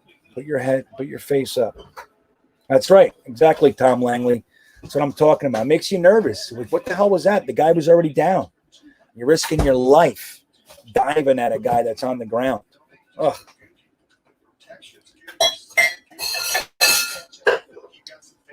That's right, Scotty. Not to mention, we're going to get a 2nd-round pick for Sam. And here's what I think. You want to hear my secret little thoughts? What was that? So this is what I think. We basically gave Avery Williamson to the Steelers for a song, right? They needed a linebacker. They needed him. And he was the best linebacker available, right? So we give him to him for 2022 5th or whatever it is, and a 7th. This is a package deal. We're saying, hey, look, we're going to give you some consideration now, and I'm going to do you a solid. Okay, just like he did with McClendon. He gave McClendon to the Bucks for a 2022 7th-round pick or 6th-round pick, whatever it is. So he's helping these guys out. He's doing the right thing. It's what he did with Brian Winters. It's what he did with Le'Veon Bell. He's doing these things solids. And what's going to end up happening is the Steelers are going to give, if they win it all, they're going to give their first-round pick, if they're like 29, 30, 31 kind of a thing, 32, I mean, they're going to give a first-round pick for Sam Darnold instead of like somebody else's second. This is the kind of stuff. Joe Douglas has an amazingly positive reputation in the league. Everybody knows how reputable he is. And Jets fans were still having a hard time and all that sort of stuff. We're shell-shocked. We're damaged. But Joe Douglas is very well thought of in the league. And this is the kind of stuff that he does. He's earning credit for later. And that's not to say Avery Williamson is worth giving us a first-round pick. It's not what I'm saying. I'm just saying it's considerations. So we can get somebody's second-round pick for, like pick 36. And technically we're going to get a first-round pick from somebody like the Steelers, which is he's going to be a better prospect than who's available at that time. And they need to take a good quarterback. Roethlisberger's on his way out. They would love to have somebody like Sam and groom him for 2 years or 1 year at least behind somebody like Ben Roethlisberger. That would be a best-case scenario for Sam Darnold. Go to the Steelers and sit behind Big Ben for a year, maybe 2 years, and just shake off all this Jets madness. Work on your mechanics with real coaches, and then come in after Ben. That's what they want to do. So this is the kind of stuff. This is what's called forward thinking. Now, I could be wrong, but I'm not. At least not till I'm proven wrong. Then I'll have an excuse for it. Look at Perine. First down. That's why you give him the ball. You got to get his legs warmed up. But that all said, I would be happy with a second and some change for Sam Darnold. I'd even take a second straight up. If we get Trevor Lawrence, wait till you see my mock that I'm releasing tomorrow. I might even wait till Tuesday. I'm going to put it on Instagram, Green Bean the Jets fan, and then I'm going to make a video about it. And so I can show you guys how I did it. But it's incredible. I'm not building around Sam, and I'm not taking Trevor Lawrence in this mock. So I did. If you go to Green Bean the Jets fan, you can see on Instagram, you can see my last 2 mocks. I even put it on Twitter as well, Being the Jets fan. The first mock was if we built around Sam, what it would look like. And the second mock is if we took Trevor Lawrence. So those are the first 2, nice and simple.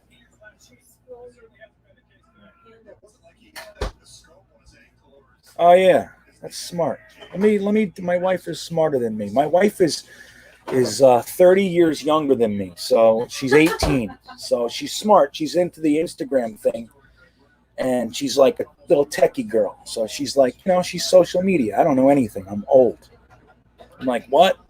I don't know how many times a day I say, hey, can you help me with this? Can you do this? Can you fix this? I can't sign on. Help me. So my 18-year-old wife helps me. But anyway, I'm going to show you. So if you want to see my mocks, she's not really 18. I'm just kidding. Yeah. I'm way too serious there. I know. I just left it out there. I started thinking about something else.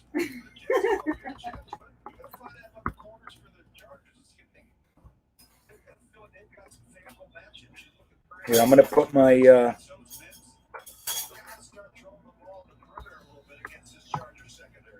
so that's my Instagram.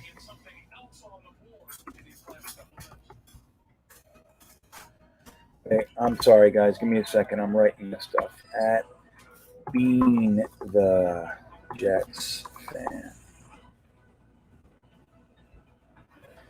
All right. So, Yeah. So anyway, there's I'm going to scroll these for you.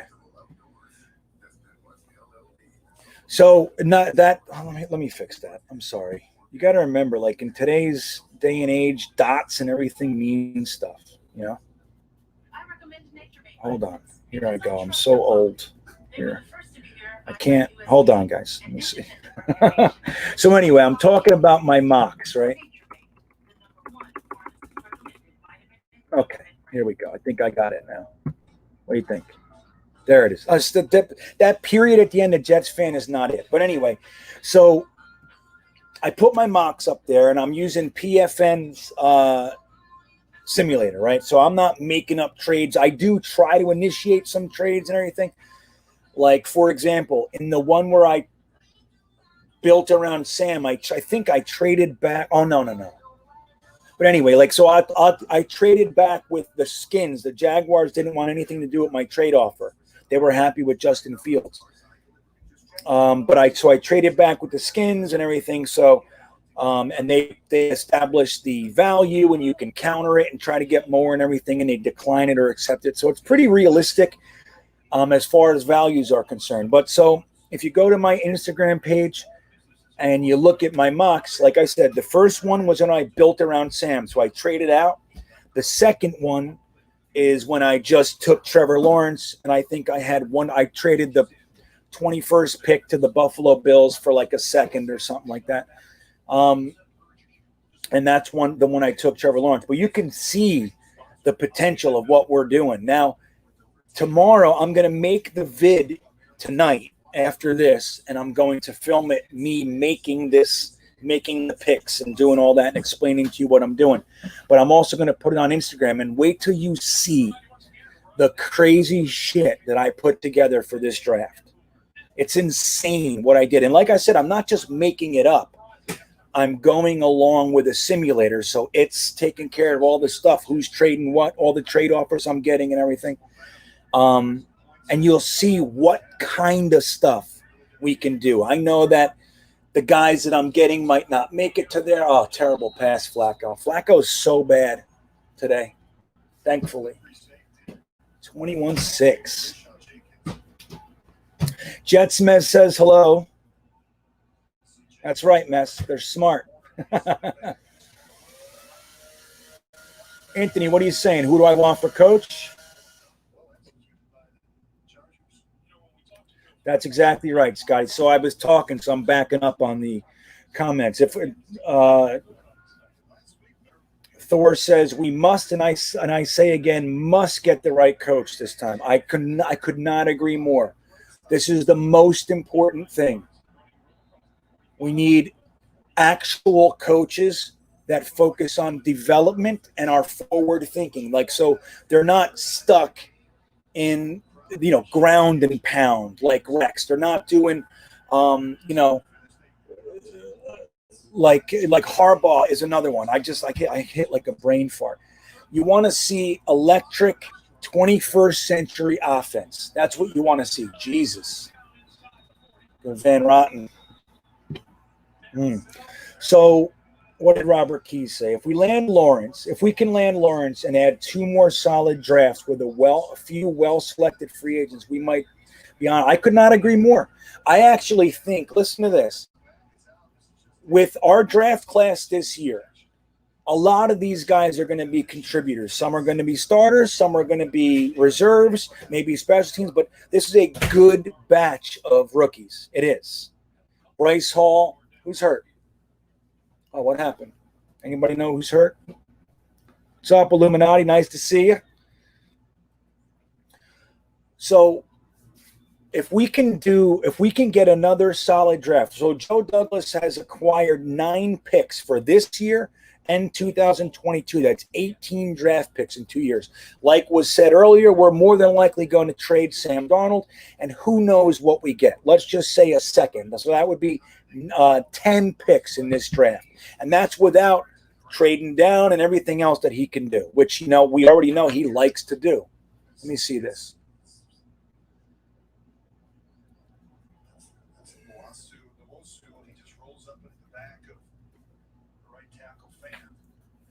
Oh, it's not what we needed to see. I guess Doga's coming in. So we could actually, with this batch of rookies, with the next draft being what it is, so you can literally, the first 4 picks, you can get a massive, well, let's start. You can get one of the greatest quarterbacks in the history of college football. You can get a massive tackle, right tackle. There are such good tackles coming out this year, and I've just begun my evaluation process. There are such good tackles. There are such good wide receivers. And let me tell you the other thing that we need to get. 2 things. Number one, we need a tight end. We need a good tight end. Okay, there are going to be really good tight ends until the late 3rd, 4th. There are going to be tight ends that are going to be like Zach Ertz or that level of tight end. Hunter Long is a name to look at. Somebody I really like. I also like Nick Eubanks. He's going to be there in the 3rd or 4th. Okay, so you can get an incredible wide receiver. You can get one of the best quarterbacks prospects ever. You can get a massive right tackle and a game-changing tight end, all in the first 3 rounds. That's what kind of draft this is. Okay? When you start stacking them on Becton and Mims and Ashton Davis and Bryce Hall, when you start stacking those guys on this, and then we have the second most cap room in the league, in a league when everybody's going to be trimming their rosters. Everybody's over. There are teams like 30 million over the projected cap next year. We're going to be able to turn this around fast.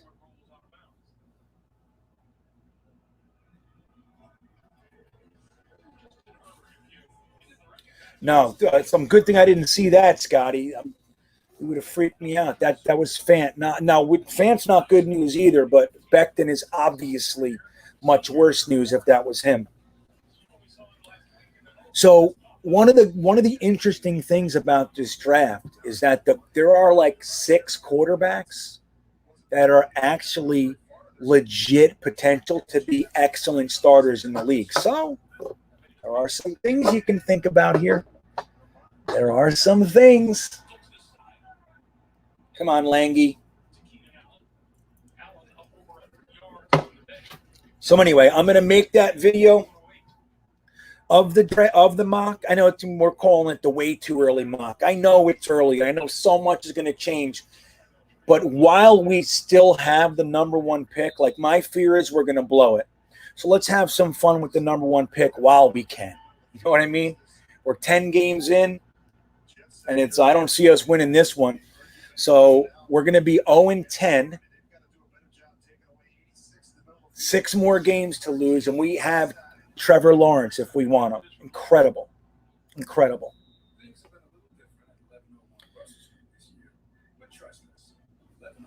The 2000 draft.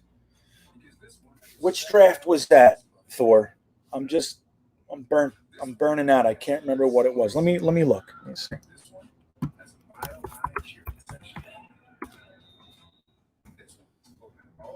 I'll tell you what.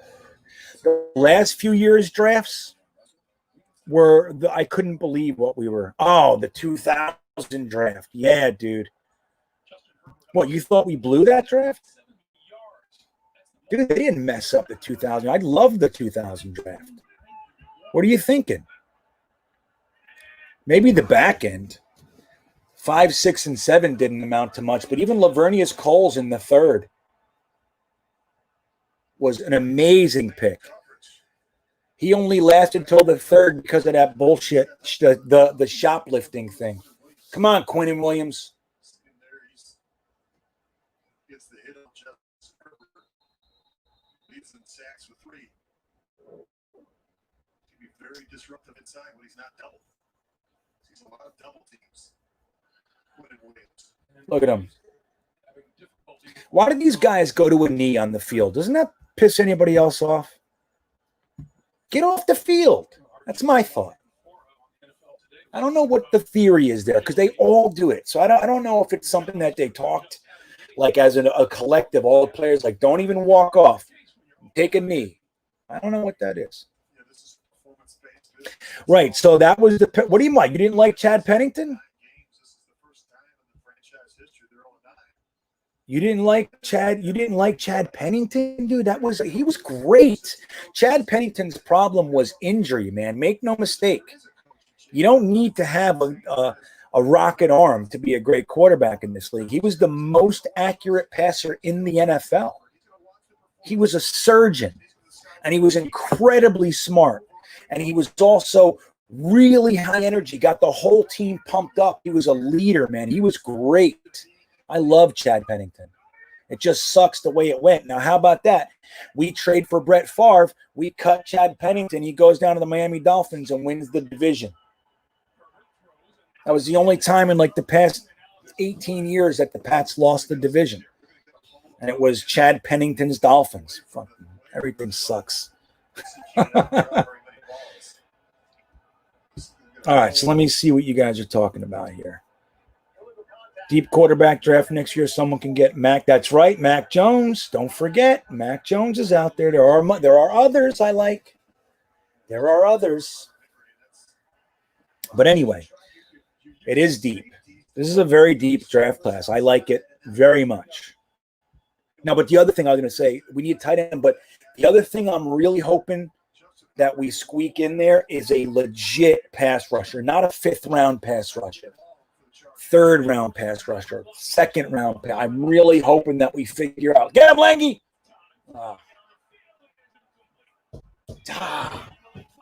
Fucking maul that.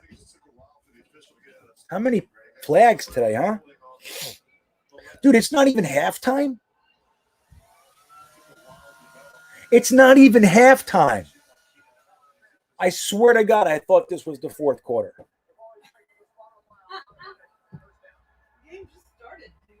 Dude, I can't even believe it. This is not even half. This is the first half. I swear to you guys. I was wondering how much is left in the game. I was just thinking that. Oh my God, this game is killing us, huh? It just feels like it because it's so dead. It's like devoid of energy from the Jets.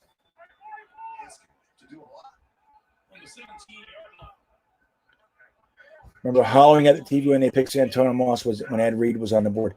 I hear you, Thor, but I actually liked the Moss pick. I thought it was nice that we were finally committing to some sort of electric type of an offensive weapon. And Santana Moss was sick. Remember that? So he came on the Jets, and Herm Edwards did that. Because remember, we had Eric – oh, no, who did we have? We had Al Groh and Parcells, and they were all stoic and everything. And then you bring in Herm Edwards, and they did that mic'd up green and white scrimmage. I was there. I drove all the way to Hofstra and went to the thing. But Santana Moss got hurt in the green and white scrimmage, and we lost him for a few games. That's how he started his Jets career. Should have known right then. Look at this. Oh! Who did that? Who blocked it? Is that Q? Is that Jordan Jenkins?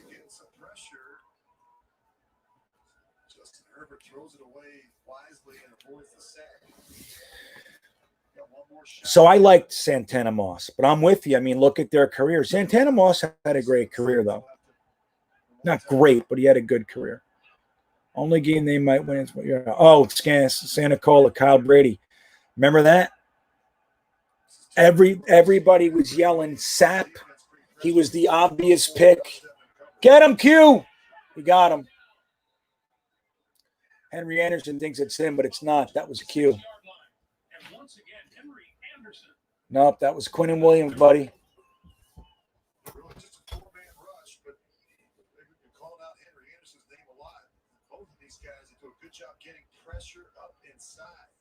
Oh, no, that was Henry Anderson. That was Henry Anderson. Lord, he's like, what's happening? I don't know. He's all over the place. He blocked the punt. He batted some passes, sacks. Let's see. I know. What is going on with Henry Anderson?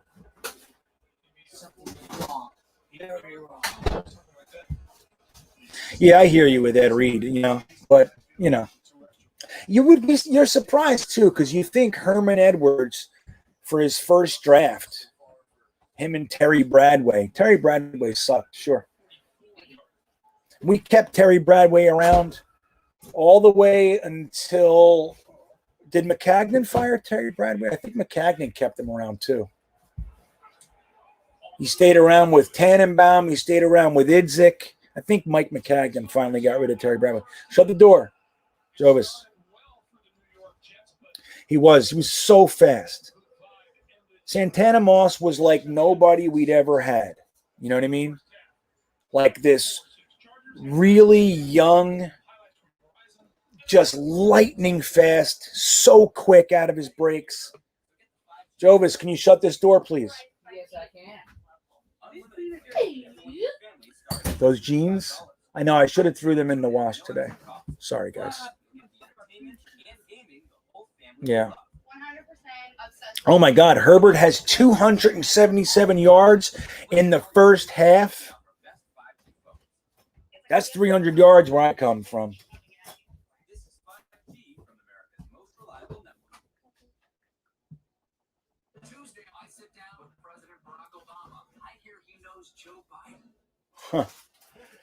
Huh. So what do you guys think of the first half, man?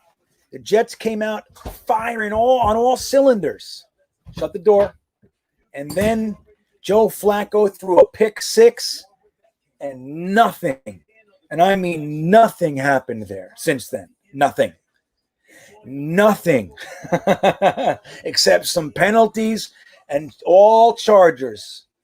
It's been all Chargers since Joe Flacco's pick six, and we came out hot. 24-6?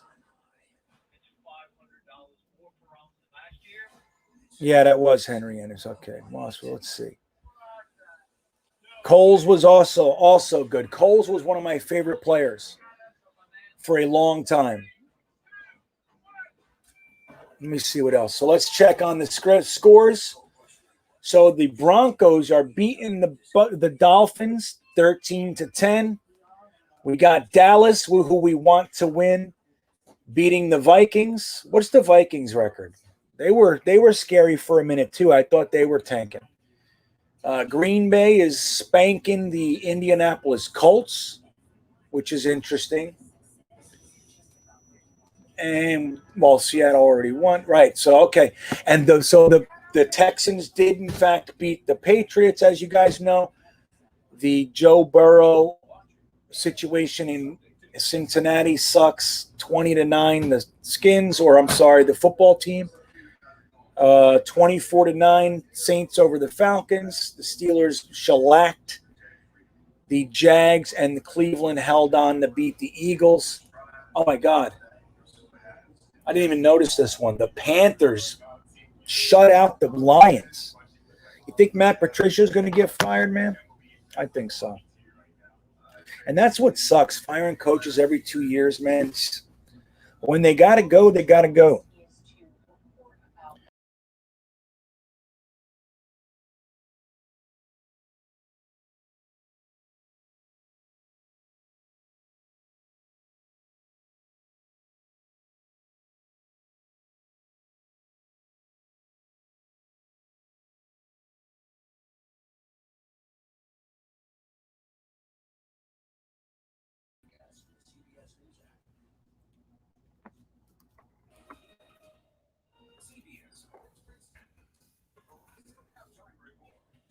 There you are.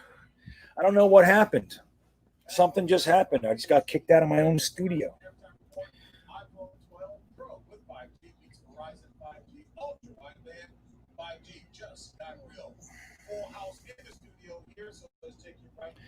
Yes, they did, E-Rock. So he's saying the Chargers actually made adjustments. Right. That's what happened. And the Jets we just roll forward. Yeah, I agree, John Hall. But we just pick a game plan and we roll forward. You ever hear Adam Gase's comments after the game when he talks about like, oh, we couldn't do that because this guy was hurt or this? It's like he has no imagination.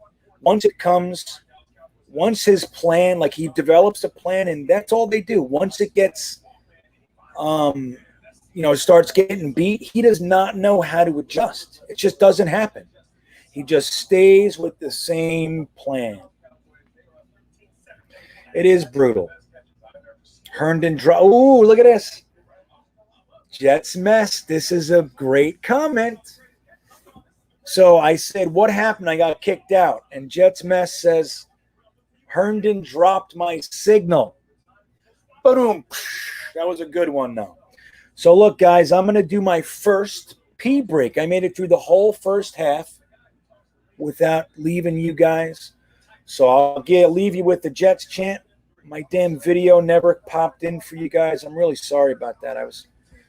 See if I can download it one more time. This studio just won't upload my clip. So I'll be right back. I'll lead you with the halftime Jets chant. Don't go anywhere. We got the entire second half, which blows my mind that we still have a half of football left. When I return, I'm going to go take a little break. I'll be right back in about a minute.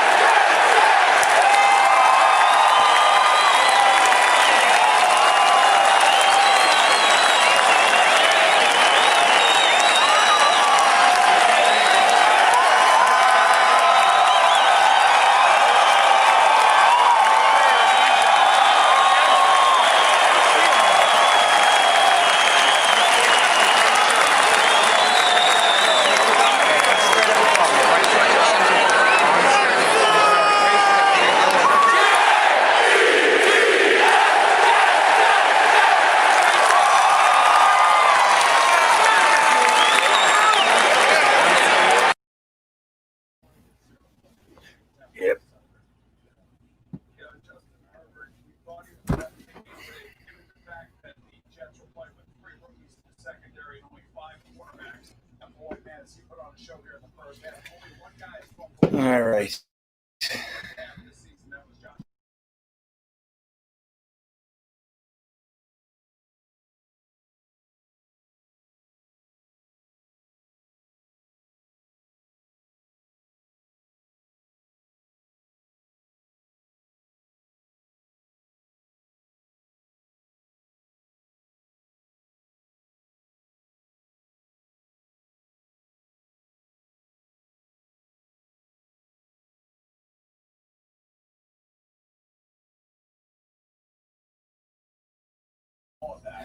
So I just heard that Joe Flacco has a whopping 8 pass attempts in the first half. One of those was a pick six. I would love to see them bench Flacco and come back with Mike White, right? Is that his name, Mike White? He's got 3 completions for 8. There you go. Demonik has it. Here's the stats. Joe Flacco, 3 for 8 for 30 whopping yards with an interception, which was a touchdown, and a 9.4 quarterback rating. Dude, is it not amazing? Like, when you think the Jets have sucked as sucky as they can suck, we come back with a 9.4 quarterback rating. Have you ever heard of such a thing?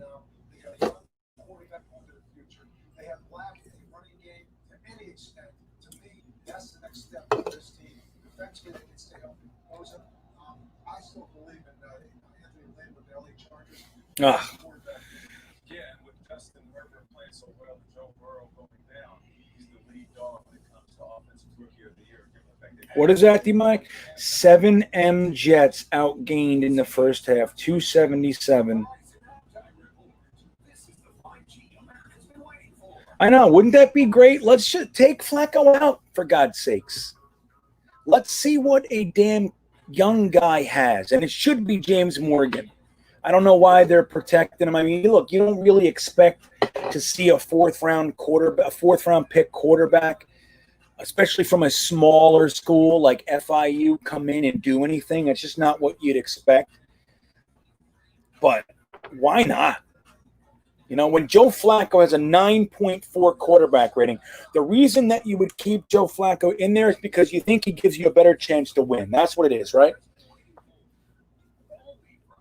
So, I mean, we all know the Jets are tanking, but they're trying to say, and Adam Gase is hopefully coaching for his life, for his career. And they have Flacco in. If they keep him in, it's like, what does it say? One thing is that Adam Gase is just as inept as anyone on earth, or that they're tanking. I don't even know what to think anymore. A 9.4 quarterback rating. Put Mike White in. Oh my God.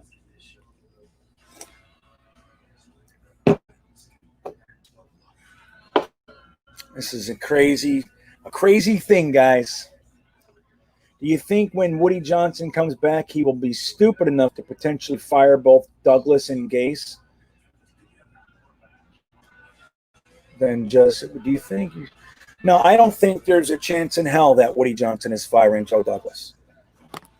Joe Douglas knows what he's doing. He's the only football guy in the room. I mean, you got guys like Greg Williams, coaching staff. These are football guys. Adam Gase is not a football guy. He's a wannabe intellectual drug addict, in my opinion. Joe Douglas is a football guy. He knows what he's doing. He knows everybody in the NFL, and he's built an offseason with more cap room than anybody else in the league and 9 draft picks, 5 in the first 3 rounds. He knows what he's doing. If Woody came in and fired Joe Douglas, they got to pay him $3 million a year for the next 5 years. That's $15 million for no reason. And then don't forget, Woody Johnson has no idea how to hire anybody. The last 2 times he wanted to hire anybody, he got Korn Ferry, a consulting firm. They got us John Idzik. Great job. Then he hired Ron Wolf and Casserly to be consultants, and they got us McCagnon and Bowles. He has no idea what he's doing. Chris Johnson pretended to know, got a phone call from Peyton Manning, and fucking hired Adam Gase. And then Adam Gase got Mike McCagnon fired, and we got Joe Douglas. So I don't think they're doing this. They're still paying people. They might even still be paying Todd Bowles and Mike McCagnon. So I don't. That's to answer your question, Chris. That's the short answer, huh? I don't know how to do short answers. But that's my thoughts on it. I don't think Joe Douglas is going anywhere, and nor should he. Look at that beautiful stadium. What do you think of that place versus MetLife? You know what I mean? It's such a dud.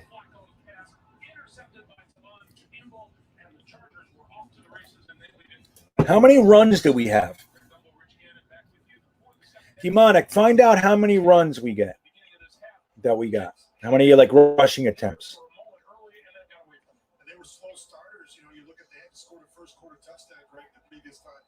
Our off-season buy, right? I know, right? That John Holton, is this not? If we were out there, you don't think that if I was on that field, I could muster up a 9.4 quarterback rating? Of course I can. There's no doubt in my mind. As gimpy, old, and chubby and all that shit that I am, I could definitely connect 3 passes. There's no in the first half of football. There's no doubt in my mind. No doubt. And I would do it too.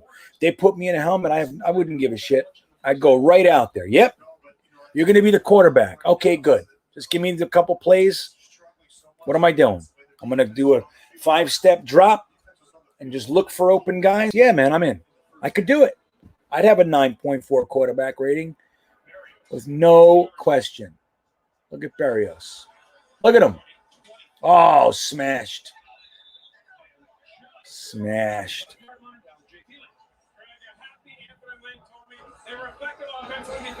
Isn't that crazy? Look at this, everybody. Look what Dark Demonik just put up there. Justin Herbert finished the half throwing for 277 yards, the most by a Chargers quarterback in a first half since Phillip Rivers, week 5 of 2010. They haven't had a showing like that in a decade. And it sucks because I love my little rooks. I love my Bryce Hall. Bryce Hall's playing all right.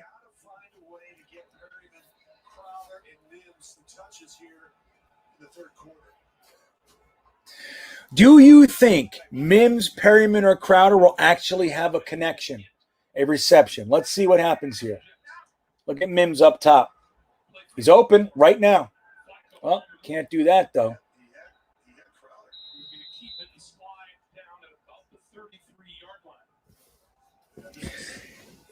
Have any of our those three receptions, one's to Herndon, one was to Gore, I believe. So what's the other one? Who caught it?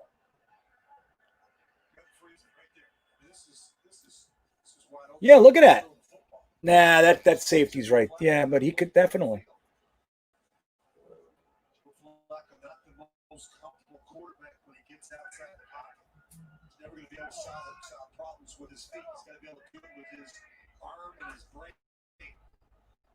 And his brain.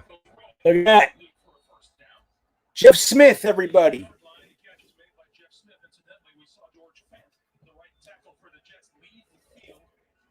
Yeah, so is Mims, Demonik. Mims is looking great, man. He catches when you throw to him. He catches with his hands. He's getting yards after the catch. He's getting open. Oh, my God. Okay. I want to see a drive here. That's what I want to see.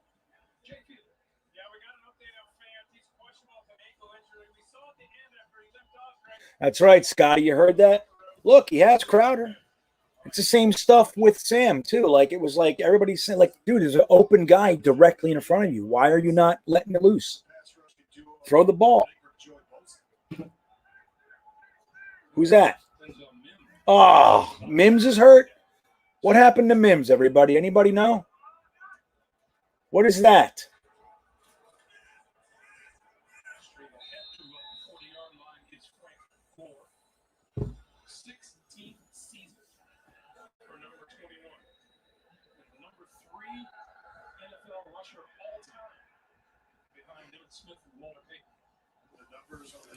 Yeah, how many? 16 years.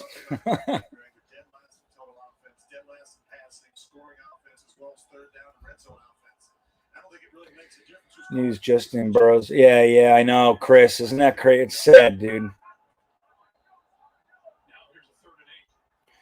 Wow, John Holton. Thank you.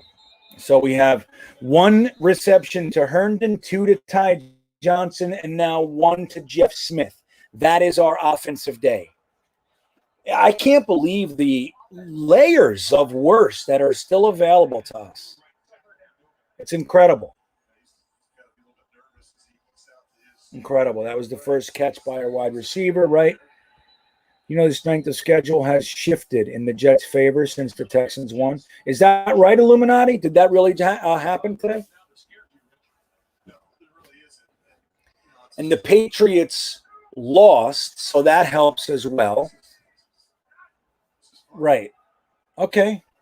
I didn't know it got all the way to our favor, though. Yeah!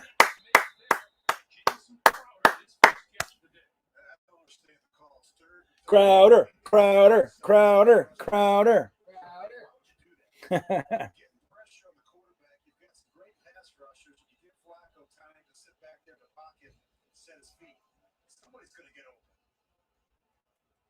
Okay, so we still needed the Lions and Bengals to win, and they both lost. Right. That's what I thought. We're rooting for the Vikings to win. Right. We wanted Dallas to lose. Look at this. Flacco throws a 50-something yard bomb touchdown. Yeah!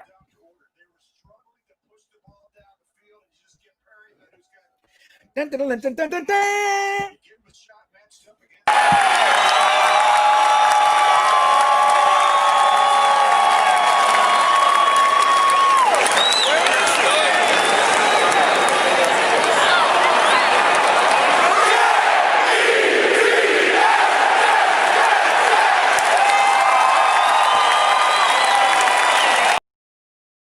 So do you think this is going to be a reverse game where we late first and we're going to come out and light it up in the second half. We trying something different.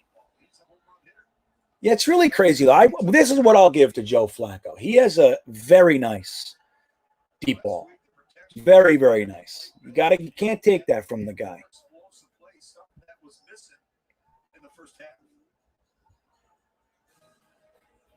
So we'll take a break. 11:27 to play. They'll look at the touchdown. Wait, what are you saying, Demonik? No, it did not. We only went down by 0.4.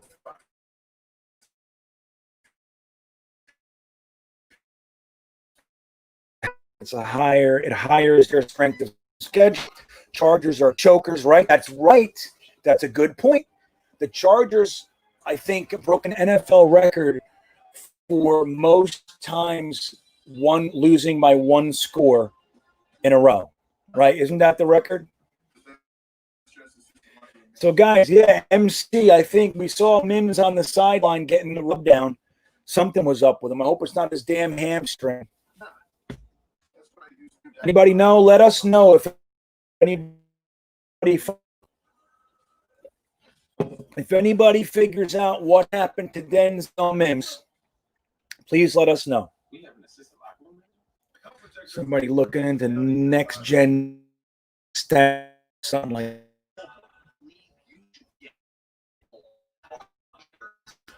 Windrell Hayes was drafted after Laverne Cole in 2000. Windrell Hayes.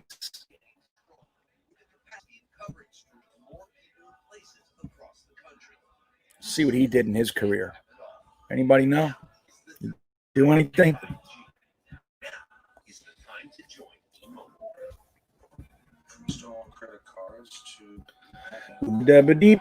Windrell Hayes. Let's see what he did. His career was 2 seasons. He started 1 game, played in 8. He has a total of 6 receptions for 126 yards. He had 0 touchdowns. So we went right from, we did a great job. We got Sean Ellis, John Abraham, Chad Pennington, Anthony Becht. We had no second-round pick for, I think, I don't remember what happened there. But then we got Lavernius Coles, and then that draft fell off a cliff. But not bad. Not bad.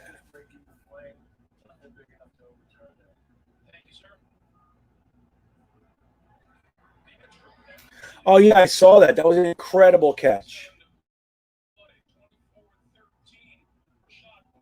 Am I lagging today? Tell me, guys. How's my voice? How's my how's everything?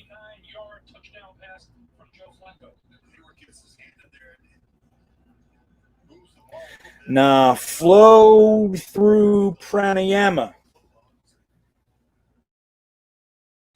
Elam over one of the tackles. I'm happy that we got Becton. Like I said, that was who I wanted over Wirfs. I thought the Jets were going to play it safe and take Wirfs.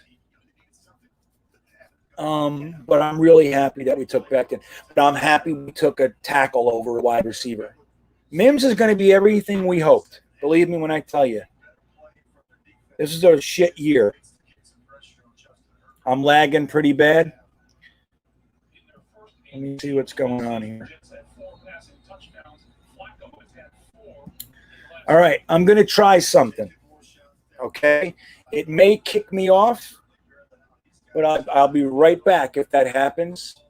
In the event I lose you guys, I shouldn't be lagging though, man. What's going on? Merrill, I'm lagging.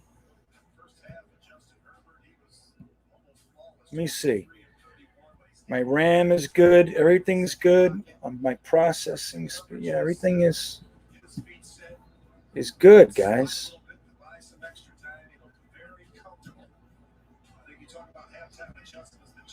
Was I lagging? Was I lagging before? Let's correct this.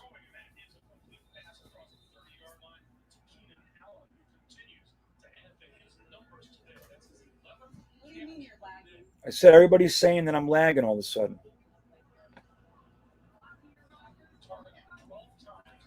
Yeah, I mean, look, CeeDee Lamb is great. And now, like when, I talked to Ryan from Jets Talk 24/7 all the time, right? And that was his number one boy, CeeDee Lamb. That was the guy he wanted. He did reside on the side of taking a tackle, but CeeDee Lamb was like, and look, for me, it was Laviska Shenault. Like that was my favorite receiver in the draft. The thing that scared me was his injuries, but I loved Laviska Shenault. But this was the best tackle draft in recent memory. So getting a guy like Mekhi Becton and Denzel Mims, in my opinion, is better than CeeDee Lamb and Cleveland or whoever was going to be there in the second for us. So that's just how you look at it, But I'm with you. CeeDee Lamb might be the best out of the class. Jerry Jeudy is a surgeon, though, man. He's another good one. All right, good, because I was going to change everything. Thank you, John. Thanks, Demonik. Thank everybody. Jets Mess. Thanks for letting me know, MC. Kalen Balaj, dude. Let me take that banner off. We didn't score a touchdown. Look at this. So I got somebody stopping by, guys. This is the comedian from New Jersey, Mr. Joe Conti, the comic. What's up, buddy? What's up, bro? How are you? Me? I'm just hanging out with a bunch of Jets fans trying to make ourselves feel better. Yeah. It's definitely tough because, we used to just watch the game just to watch and root for them and hopefully they win. Now I'm like, I have to act like a GM. I'm like, well, I hope the young players look good and the Becton looks good on the left side. And I tell you, the young kid's really tackling well. It's like homework for me now. I know. That's really what's happened. I think in this age of analytics, it's like everything's like a stat. Everything, we're looking at it all through a different lens. And then on top of it, we're trying to fucking lose. Like, how fun is that? I know. I will say last week, if there was a game to be like that represents what season should be, was the Pats game. They played good and lost. Right. It was perfect. Yeah, that's kind of what we're hoping. It's like, just like you said, we have 7 rookies starting today. 7. Wow. And then we have 9 that are actually seeing the field. So it's like you want to see them look good, but not good enough to ruin the tank job that we got going on right now. 100%. That's best case, right? So are you actually watching the game or are you in and out? Is it keeping your attention? Yeah. I mean, last week was definitely kept my attention more, but I'm watching it. I mean, it's like, I'm really excited to watch Mims. I want to see him play. He looks like he's something else. And dude, I'll be honest, I do not remember a season like this where it's like, first I lost interest. I've never lost interest in the Jets ever. And this was the first year I lost interest, even though I still watch. I don't miss a game, but I was losing interest in watching it. And now that the tank, look, the only thing I'm worried about is that if they don't fire Gase. But you don't think that's going to happen, right? Well, I don't know. Let me ask you, do you see, like, here's the thing. There are people that think this is the fear. And I hang out over in this thought process sometimes that Gase and Douglas, this is an orchestrated tank. So it's not like Gase is this inept. He is making it so the offense looks bad. So that this is all a big scheme by the Jets organization and that Gase is safe because he's doing a great job doing what they want, which is tanking. Do you think that could be real? I thought the earth was round, Kyle. I wasn't sure. Right. Well, now we know it's flat, so there's that. Yes, I'm sorry. I don't like that would be I don't know what to think of that. That makes I don't know. That would to me that would be I think awful, right? Awful.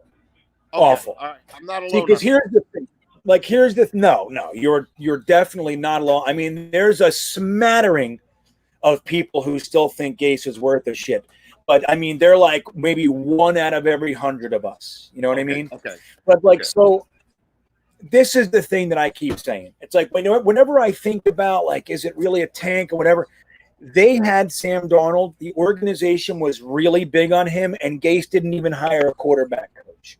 So that's when I start. Like Joe Douglas would never be like, "Oh yeah, let's not hire a quarterback coach, or let's not hire an offensive coordinator." So the fact that Gase did all that—that's what keeps me warm at night. Like, no, dude, this guy's a fucking idiot. There's no way that they're keeping him. Like one of the commenters just said, they said basically, don't worry about it. He will be fired.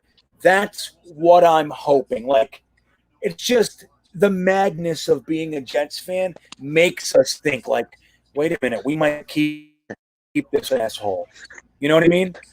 Like in any other Yes, we get very circumstance, like, of course he's getting fired. Yes, conspiracy theories run amok here.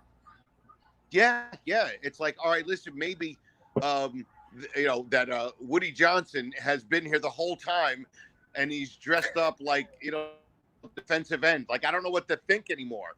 And that's what I hope for. And I've never been that guy to root for always wanting to fire a coach, but he doesn't look like a leader. He doesn't look like he knows how to lead men. And that's what we need. Right. Exactly right. You couldn't have said it better. I mean, my honest feelings align with what you just said. Whenever you look at it, like, take all the crazy thinking away. Whenever you look at him, he's just a loser.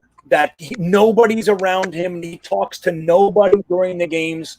Oh, my God. So the Chargers just scored yet another touchdown. Keenan Allen. Yeah, I mean, it's at least, hey, that's what we wanted. I got to keep reminding myself.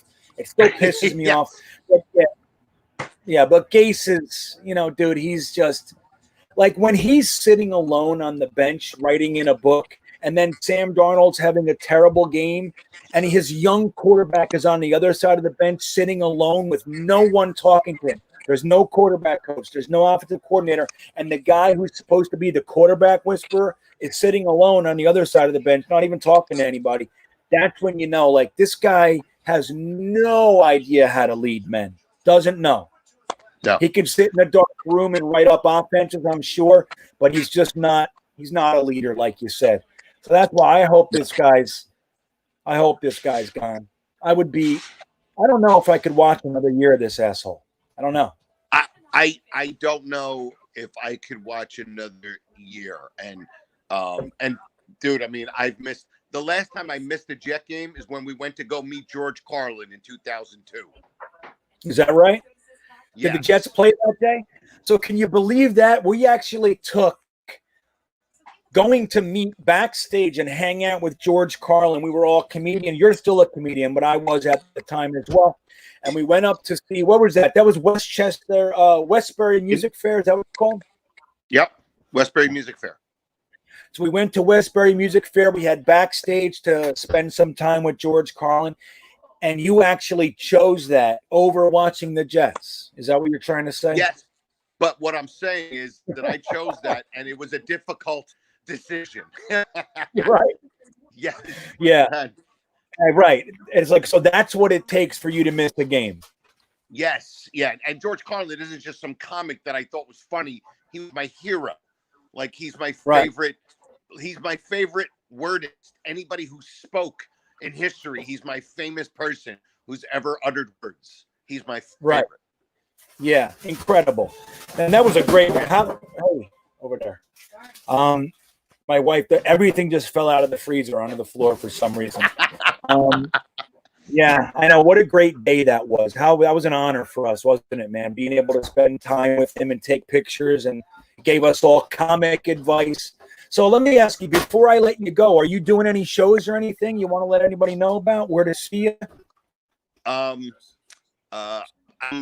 play now regularly at the Uncle Vinny's Comedy Club in Point Pleasant, New Jersey.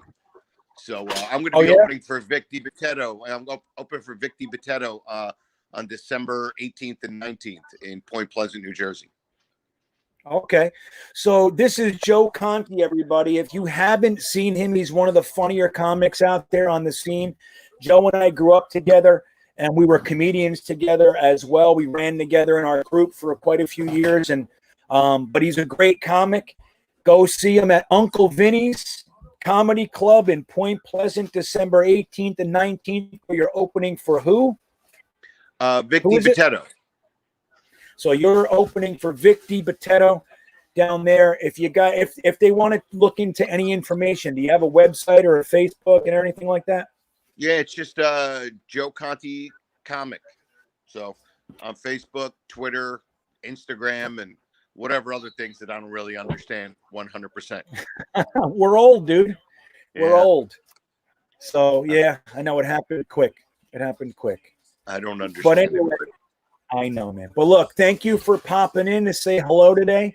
I look forward to the next time. But again, you can see Joe at Uncle Vinny's Comedy Club, Point Pleasant.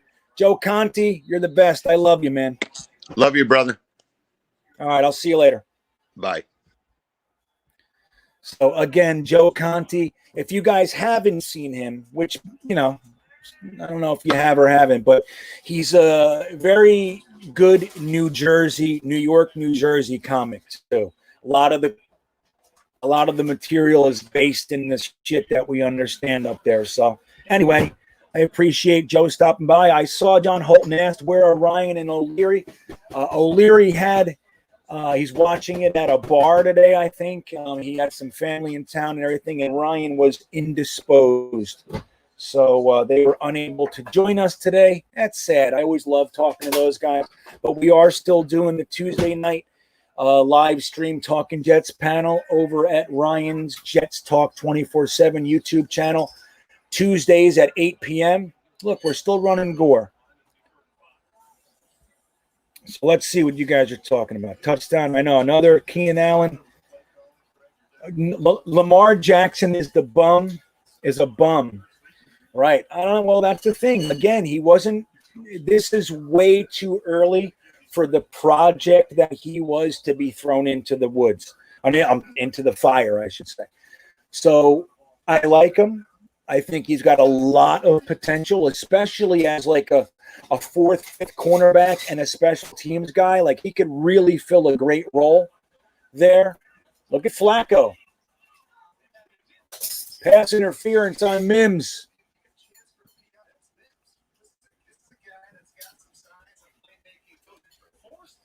But to wrap that, Lamar Jackson is having a tough day. Indeed. They play, yeah, exactly. We gave a great effort, but we lost by 20-plus points. What do you mean, Alfred Quaranta? Asshole right on. What's that mean? Let me know in the comments. That's right. So Dark Demonik has just put up another good point. He's crushing it today. Not only are we going to be in the elite club of 0-16 teams, we are going to be the worst of the 0-16 teams. Yeah, that was holding by Chumley Doug. I saw that. But let me ask you guys a question. Isn't it fitting? Shouldn't that be our damn record? We have the right to be the worst team in NFL history. We've earned it.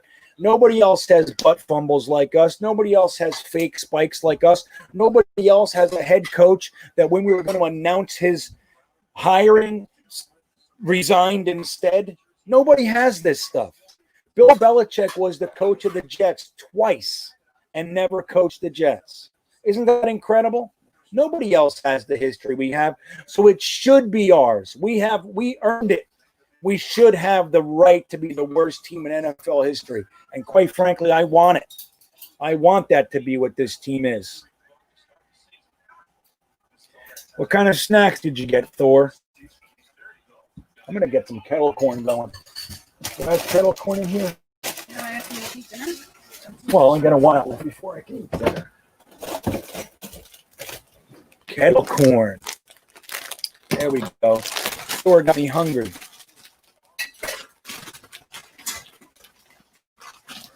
See, Joe Flacco does nothing and then he throws bombs.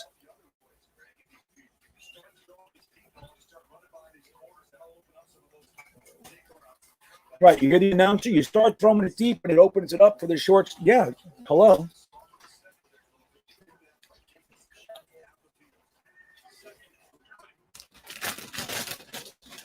Watch out, Joe.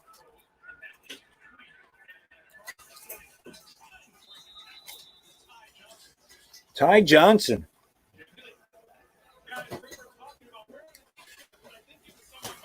Really, Robert? You haven't seen one in 2 years? Is that because your situation, or are you just done with it? What do you think? You just watch highlights and stuff?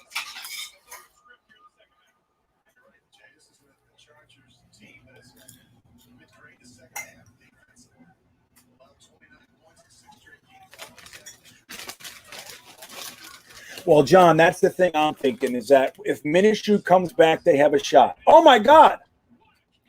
Look at that catch by Mims. You see that? Incredible. And that's what happens when you have a receiver that catches with his hands. And that's Mims' specialty. Look at that. Incredibly strong hands. And that's what you want. That's why I like Mims coming out. I think it's like 89% of his catches are away from his body. And that's what you want to see. Unlike other second-round pick receivers that we've had, namely Stephen Hill, who caught everything with his belly. That's how he caught. Mims is a stud. Make no mistake.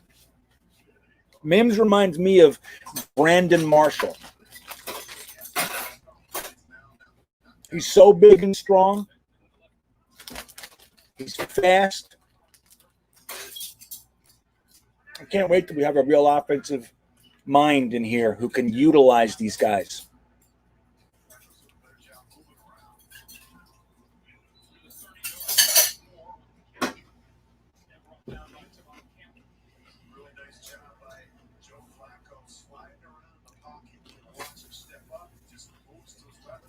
Who is that bum? Oh, that was Dwayne Robertson.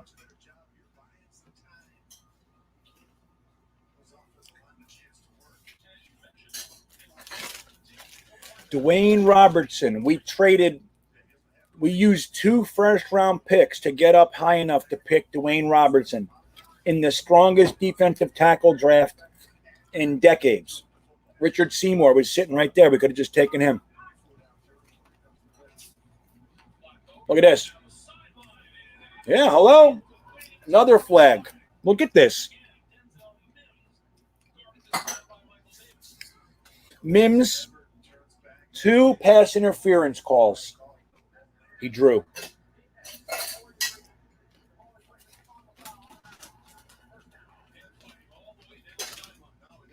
This kettle corn's in danger right now. Hey, can you give me a little bowl? I'll fill it for her. For her? Yeah, or for me, whatever. Dwayne Robertson.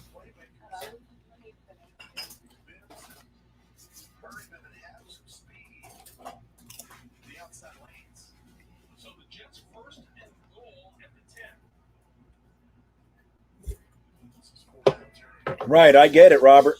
I really do.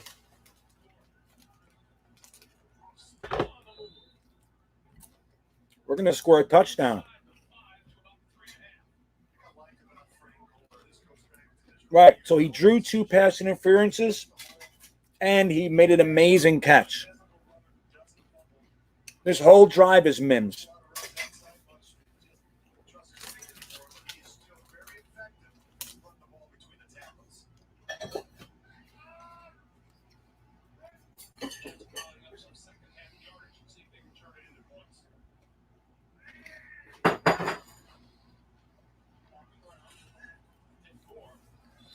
The thing is with Vernon Golston is that he was a beast. What? Okay. He was a beast in college. super duper crazy athlete. And Mangini and Tannenbaum were doing really well with their drafting. Don't forget, they got Mangold and DeBrickashaw Ferguson, Kellen Clemens, Brad Smith, Leon Washington. Yeah, there it is. I thought there should have been a flag. Let's see. Hold on, guys. I'll tell you in a second.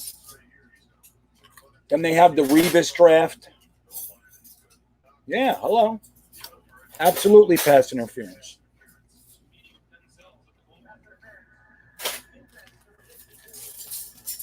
So, no. So the fact that they came out and picked Vernon Golston, that was the 2008 draft, right? Let me see.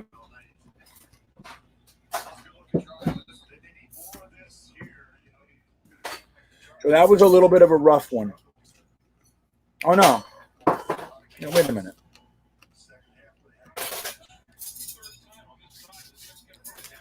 Yeah, so the rest of that draft was actually decent. We got, who's it, Frank Gore with his first touchdown of the year? There you go.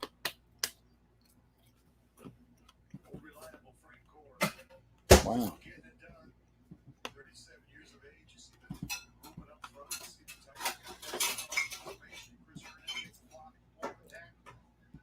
Yeah! Touchdown.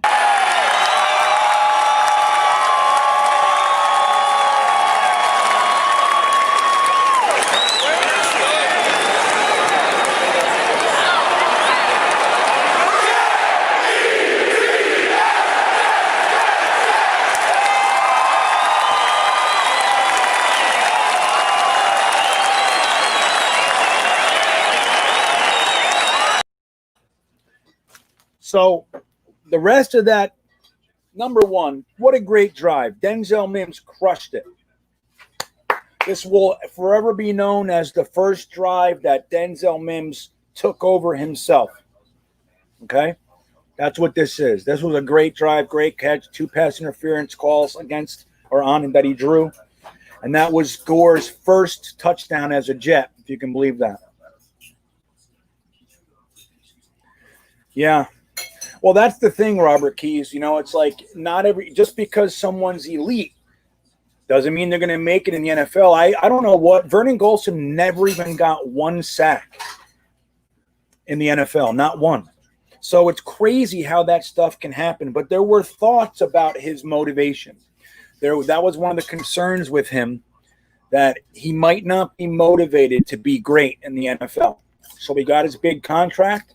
I believe then he went to the Bears for a minute, and that was the end of his career. He made, $15 million and left. Not so bad for him. But the rest of that draft was okay. We traded back into the first and got Dustin Keller, who was a very good tight end. I know a lot of Jets fans didn't like him for some reason, but I loved him. Thought he was great. Then we got Dwight Lowry, who was a very solid safety and cornerback. Eric Ainge, who is I've made this comparison numerous times on JetNation. That's the quarterback that James Morgan reminds me of the most. I don't know if you guys remember him. Eric Ainge was the quarterback who replaced Peyton Manning at Tennessee, I think, if I remember correctly. But he had every physical tool you wanted in a quarterback, and never did a damn thing in the NFL. Nothing. So, one of those things,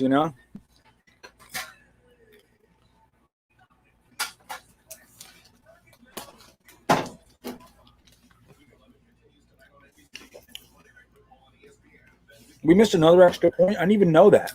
I just didn't even catch it.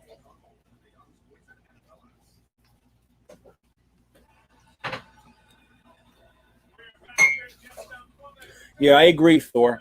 When we had Revis, especially 2008, 2009, and even 2010, but the holdout screwed him, there was no doubt that he was the best at his position in the NFL. Not a question. And then the money came in, ruined everything. And he got the knee and everything else.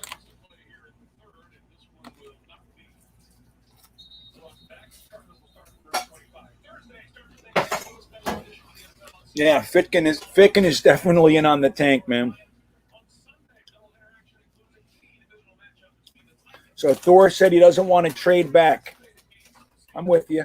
Like I said, my mock tomorrow, though, I might be Tuesday. It's either tomorrow or Tuesday. I'm going to try to get it out for tomorrow, but I don't know if I'll pull it together. I'm going to try, though. But it's going to be crazy. I'm not going to tell you what I'm doing. I already put one out that builds around Sam, and I put another one out that we take Trevor Lawrence. But tomorrow's is the one where I go insane. But it's possible. Believe me, all things are possible. When I look at these GMs like Mike McCagnon or Johnny, it blows my mind that they can't put things together. Like, you're not going to hit on everybody, right? There are guys that look great, like we're talking about Vernon Golson. Like, nothing's a guarantee. But the fact that you can't build a team blows my mind. Blows my mind. There's no doubt in my mind that I could have built better teams for the Jets than what we've had. There's not even a question in my mind. Well, let's take this touchdown banner down. So, a little house cleaning since we're here. I really would appreciate follows on my social media. Like Twitter, I just started not too long ago. I really wasn't looking at it or anything, so I think I only have like 40 followers or something like that. But I would really appreciate it if you went there. Just give me a follow. It's easy. Instagram, same thing. I put more stuff on Instagram. I'm on Instagram every day. But if you guys could follow me, that would be appreciated. Obviously, JetNation YouTube, like, subscribe, and all that sort of stuff. It really does help me out. It justifies my presence, you know? Justifies my internet bills. And that's what you see scrolling underneath there. Shane Duckworth, hello there. You live in Arkansas. His CBS station always plays anything else. Well, right. You know what I mean? Like, the Jets are the last thing that some of these other stations would play because they know it's going to be you and maybe one other person in Arkansas watching. They'd rather play Dallas or the Patriots or, you know. So I'm sorry to hear that, man. I get it. I've lived elsewhere. I live elsewhere now, so it's hard.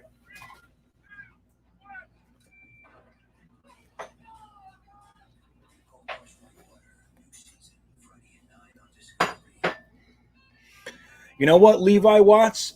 I actually don't like Fields all that much. Now, granted, I haven't really looked into him, but I don't like the small sample size. I don't like it. It bothers me. And when a lot of guys that have that, like that one season, they end up needing a lot more time than a fan base like ours is willing to give.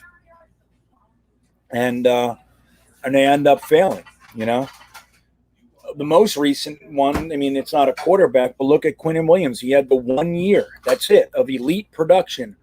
He had a very interesting but pretty weak rookie campaign. You know, he did have some sacks and some tackles. He did some nice things, but overall, it was disappointing. Now, you had the injury and everything else.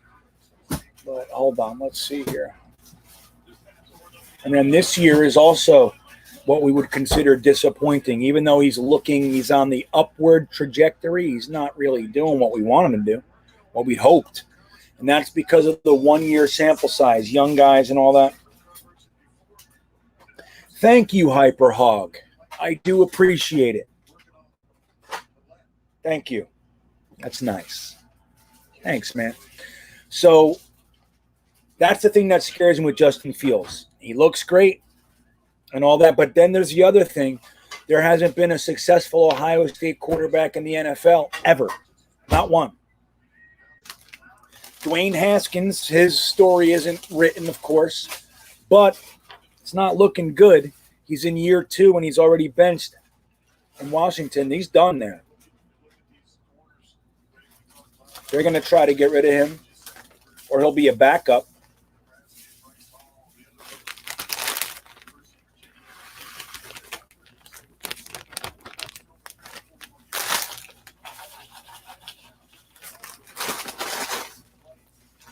So, sorry, putting my kettle corn away. Just killed it. Get him, Bryce Hall. I wonder how many catches are on Bryce Hall today. He's stuck on Keenan Allen.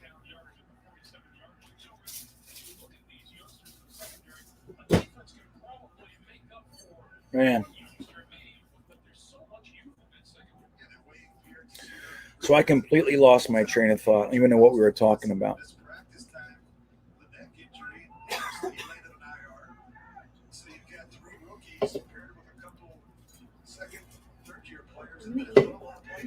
Yeah, go ahead. Yeah, just go in there and tell them, no. You know, I don't like, yeah. Horse collar? Okay. Thank you.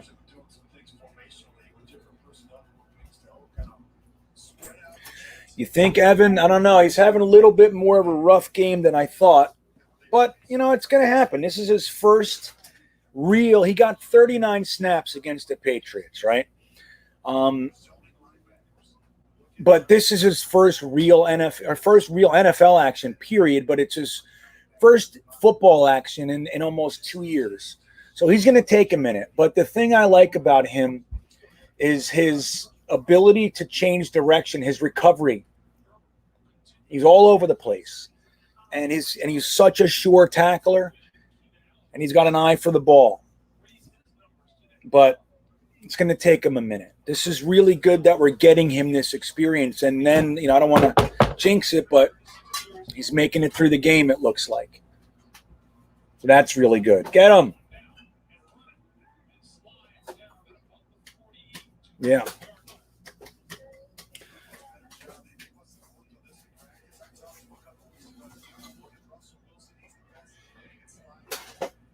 Yeah, that's the thing, Thor. So that's what scares me. That's what we were talking about. That's what scares me with Joe Fields. Now he's different. Their coach runs. It's a completely different system there than it has been. I've been informed, but still, it's just like there's a lot stacked against him, in my opinion. So it just makes it difficult when you think about passing on a guy like Trevor Lawrence. One of the top 4 prospects ever to come out of college into the NFL, ever. It's hard to pass on him with the idea that you're just going to take Justin Fields. So I don't know. It's scary. That's all I'm saying.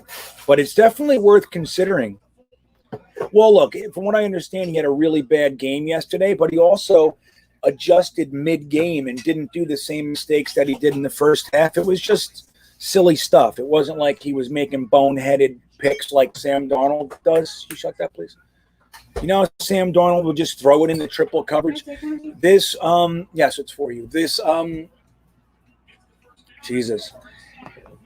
What the kind of picks that he was having was like getting dragged down, like about to be sacked, and he just tried to squeeze it in as opposed to going down or taking the sack or throwing it away. Like it was those kinds of things. And that happens. You got to expect that's going to happen when somebody's trying to win the game. But, like he's not making those stupid, like in the pocket and just misreading the defense and things like that. So there's a lot to like about Justin Fields. But I'm saying it makes me nervous to plan on him being the guy. There are other guys I like better in the draft currently than him outside of Trevor Lawrence.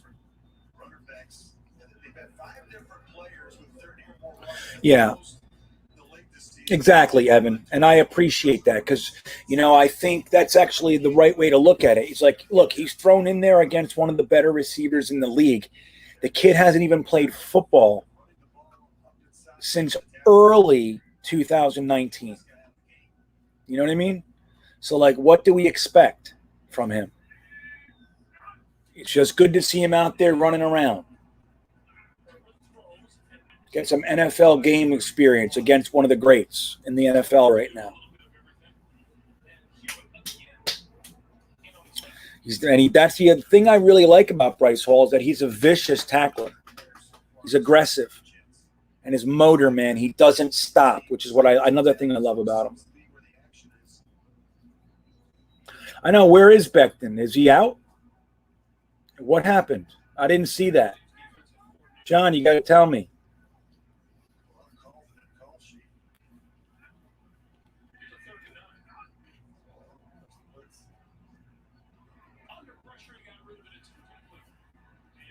Tua got benched. Really? Yeah, man, they were losing at the half.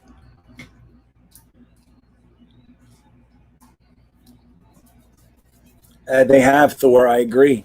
UVA's been pretty good to us. Dude, see, now that's the crap I'm talking about. Let me see this penalty. It's so stupid, man. How is that roughing the passer? See, that's bullshit. Yeah, That's like, the stuff that pisses me off. It's like, dude, they're fighting in there to get to the quarterback. They get to him 1 second after he throws the ball, and it's a penalty? and that happens to Flacco. It's like, it's just Yeah, one and second. Flacco, yet Sam Darnold can be picked up and slammed on his head and no flag. It's happened to him more than once this year. It's bullshit, man.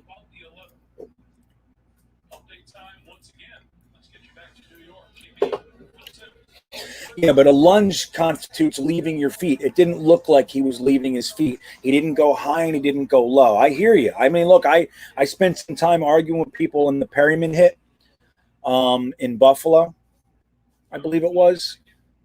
And we dissected the rules on, late hits and everything. So, but it's like a lunge is when you leave your feet. I think it was. Was that cannibalized? Yeah. He's their starting running back. Wow.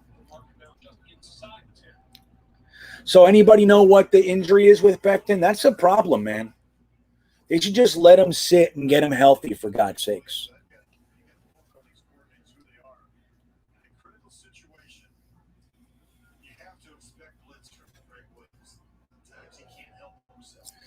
See, but now what do you guys think of that? Number one, benching Fitzpatrick at that time seemed premature to me. The whole team was firing on all cylinders. Everybody was all pumped up. They were doing well, and they bench him for out of nowhere. And they put Tua in. He has a couple good weeks, and he has his first adversity, and you bench him? Doesn't make sense to me, man. Seems like the coach, his name is escaping me. Flores, I think, right? Brian Flores. Yeah. Seems like he might be a little bit mixed up in what he's trying to do, because what ends up happening is you divide the locker room too.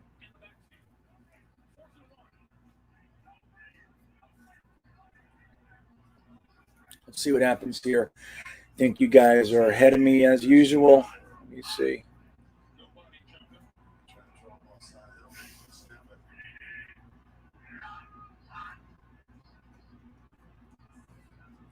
You see that? Basham almost jumped. Knowing.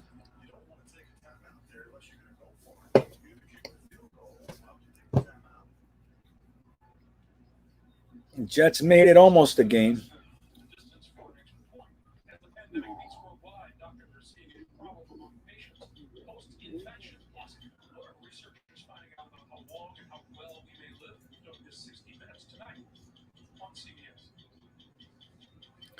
What hit are you guys talking about? I didn't see the hit. Is it Are they going for? Were they kicking the field goal? I don't know what you guys are talking about. I got a field goal attempt going on. Oh, yeah, with Green Bean, we're 40 plays ahead of you. Yeah, feel like the game's over, Bean. We crushed them. And that kick is no problem. 34-19. I got to go back into. I can't get to the beginning of my I think comments. I think somebody guessed that. Right? 34-19. Jets are losing to the San Diego/LA Chargers. What do you guys think? Is it going the way we thought? Almost. Yeah. Almost. Is that what you said? 38-17? Hey, man, you're right in that pocket. You're right there. I know, Chris, I agree. I would love to see Mims get a touchdown. I mean, that drive that we had with the Perine, or Frank Gore touchdown, that was all Mims. That was all Mims. Hold on one second, guys. I'll be right back. Hold on, everybody. Do-do-do-do-do-do.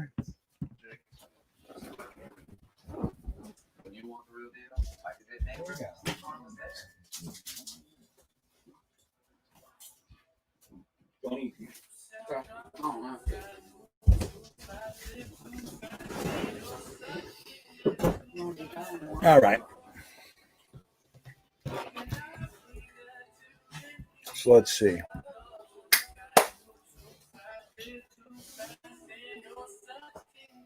Was that 3 pass interferences or 2? I thought the last one was on the linebacker, not on him. The one in the end zone.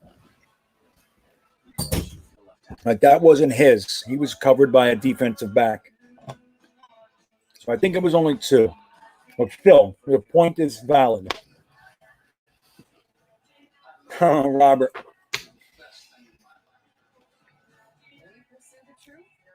I know. I've never wanted a season to end so badly. Like, I want this to be over because I am terrified that we're going to suck this bad and be the worst team in history and still not get the number 1 overall pick. That is a Jetsy move. Now, that is the luck that we have, guys. The year that you're, sucking and being 0-16 or 1-15, whatever it is. Excuse me, that always sucks. But like, we're the team with our history of bad luck. We're the team that would do all this and have to endure this and still not get the number 1 pick. That's the Jetsy thing. You guys know it. If you've been around here for more than a couple of years, you know. For our new fans, like my son, he doesn't know yet. He's just oozing with hope.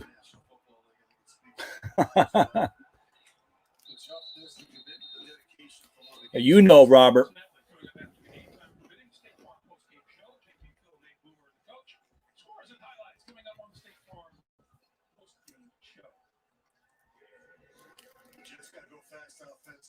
Yeah.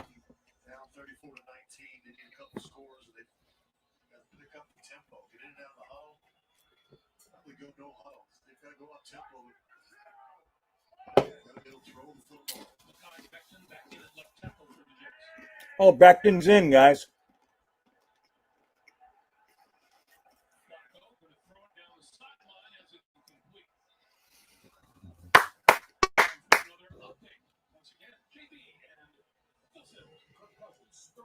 Yeah. He does. Belichick scares the hell out of me. I'm happy that we beat him on Monday night. I thought that was going to be where it all fell apart right there. And we almost did it, man. You guys know that was way closer than it needed to be. I mean, shit. Belichick needed a 51-yard field goal by the old man, Nick Folk, in order to get the win. So that was way closer than we think. And if the Patriots would have lost that, they would have been 1 game out of the Trevor Lawrence sweepstakes, and we would have been second to the Jaguars. Can you imagine? So, Dude, Greg, let me tell you something. I have my wife she's from Baltimore, right? So everybody, they're all Orioles and Ravens fans. Everybody she knows, they're all Ravens fans. They're a one-team city, you know. They're not like New York. I thought I was going to get another penalty. So they're not like New York. So it's in Baltimore, it's all Ravens. So I have a diehard Ravens fan here. His mother and I, when he was little, we even bought him Ravens, like onesies, all that kind of stuff. I tried to make him a Ravens fan, like with no exaggeration. Like I actually talked to him when he was little, like 4 or 5, and said, "You really don't want to like the Jets." The problem is when he was 4 and 5, that was 2009, 2010. So the Jets looked great and everything, and he got sucked right in, man. I couldn't stop him. I tried. I don't want my son to be as miserable as I am. But I lost. He's in. He's a diehard Jets fan, man. Chargers talked all week, prepared for everything and anything, including exotics and some of the trickery, but haven't seen a lot of that today from the Jets. They need 5 yards to a first down. Clock over the lob. There's one on the sideline, and it is caught. Catch is made by Mims. See Mims, dude? I don't know that he's got possession of it, Greg.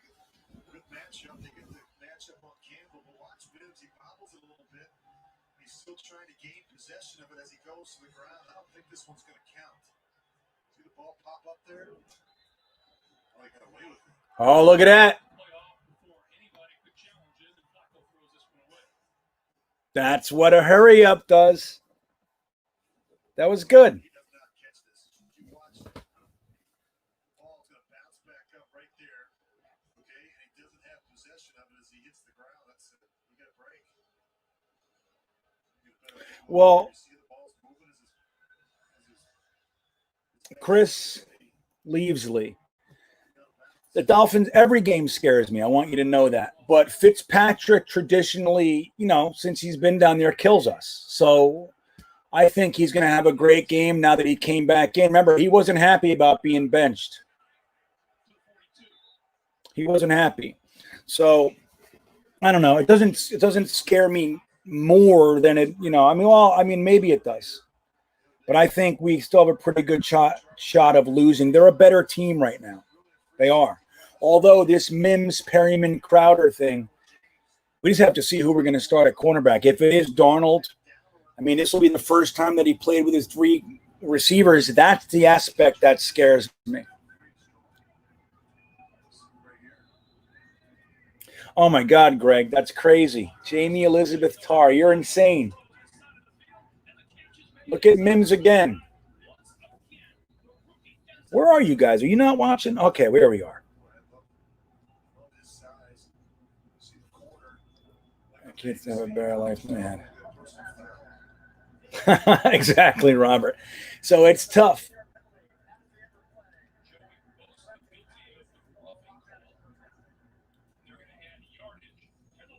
Look at that. So another Mims catch and a big penalty on top of it. Incredible. Incredible. Mims is definitely his best game, and crazy because he was a ghost in the first half. He wasn't even there. It was almost as if he wasn't playing. Incredible.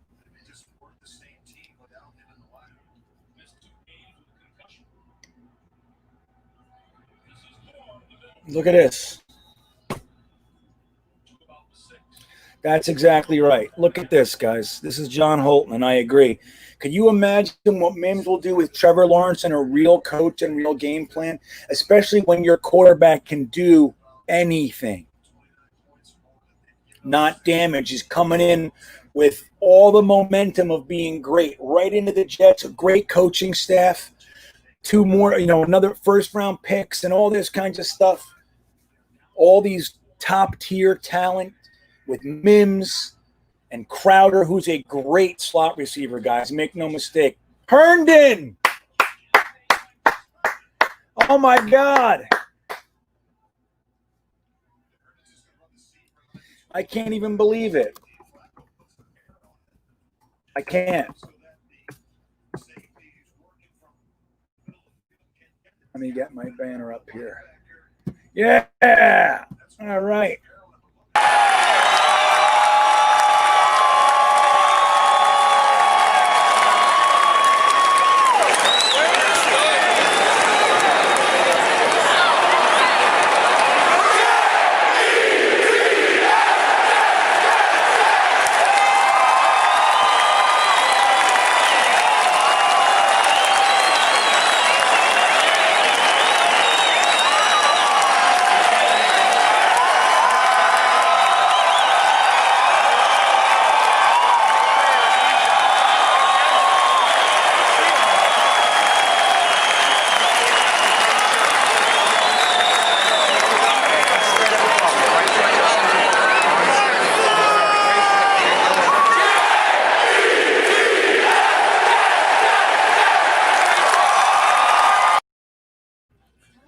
Chris Herndon with the touchdown. He had a drop, then he had a big catch, and then he has a touchdown. So this is what we were talking about earlier, remember? You got to go to him. You got to, just because he has a drop doesn't mean that, okay, now he sucks, and you got to let him rebuild his confidence. I agree.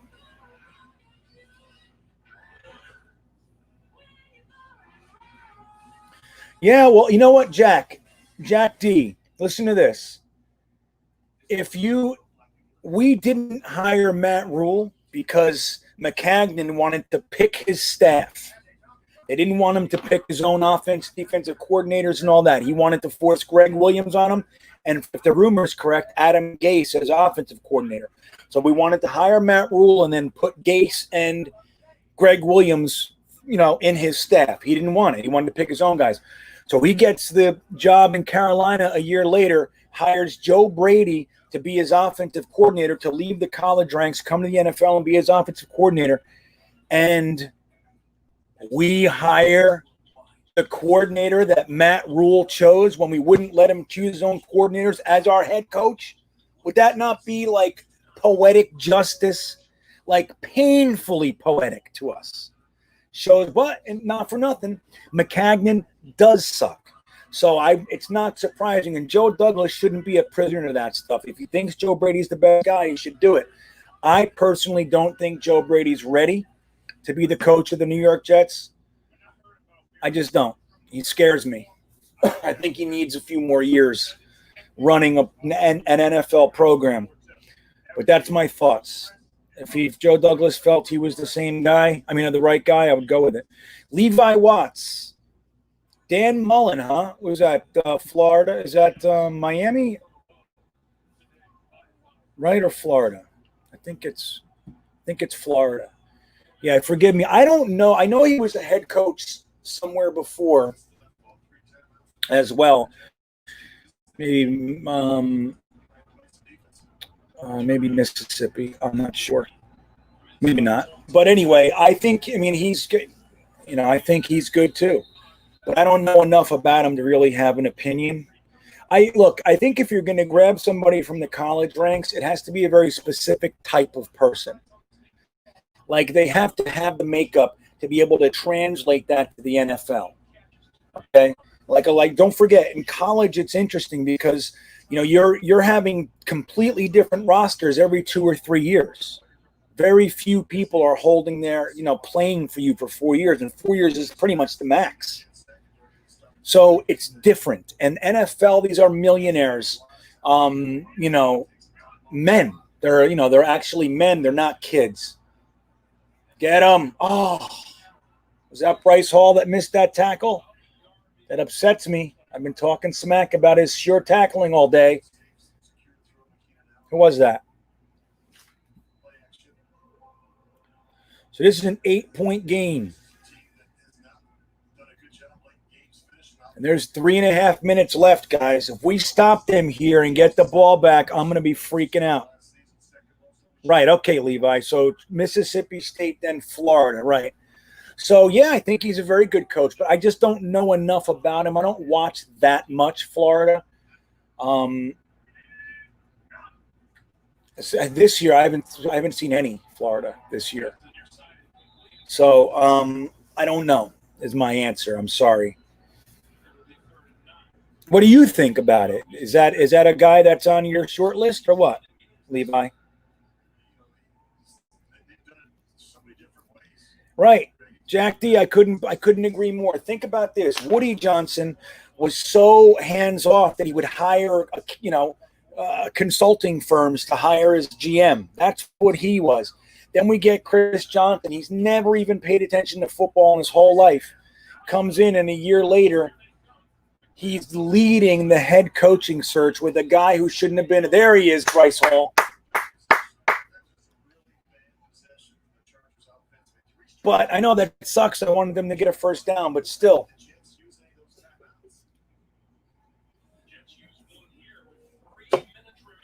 Oh, the Jets are trying to win, guys. This is bad.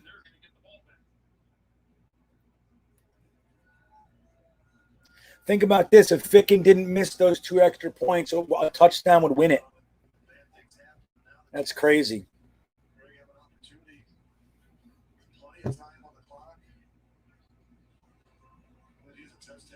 Yeah, MC, that's a little too close for comfort, buddy. I don't know if I can handle that, man. If we did end up losing, that would be a great way to do it. But I don't know. I don't know if I can handle that, bud.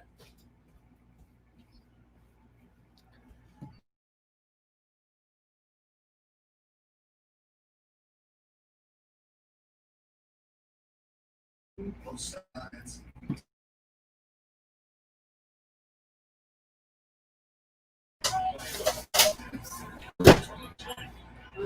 Will you do the dishes? I told the kids to do them.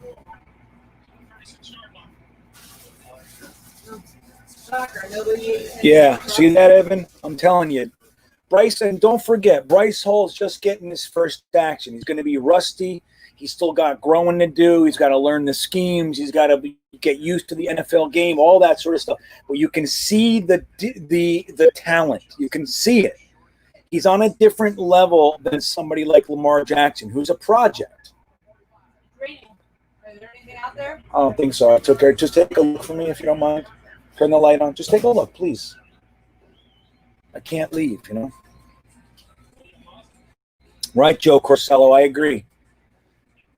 You know, he's had some hiccups, but Bryce Hall, like you can see it. Like when you look at a project like Lamar Jackson, who, again, undrafted free agent. I thought he would be a late-round pick, but he ended up being an undrafted free agent.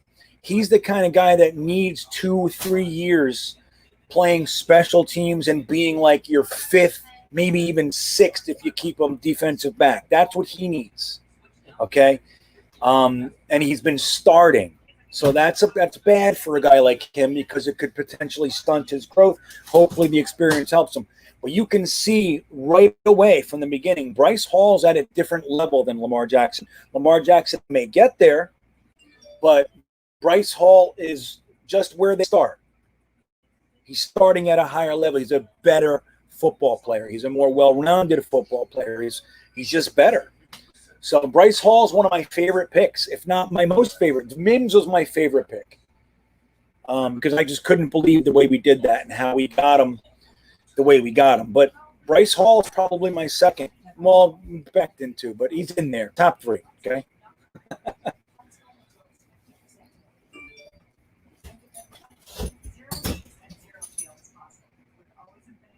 I know I would love to see Mims get his first touchdown as well. But, again, I'm scared of this game.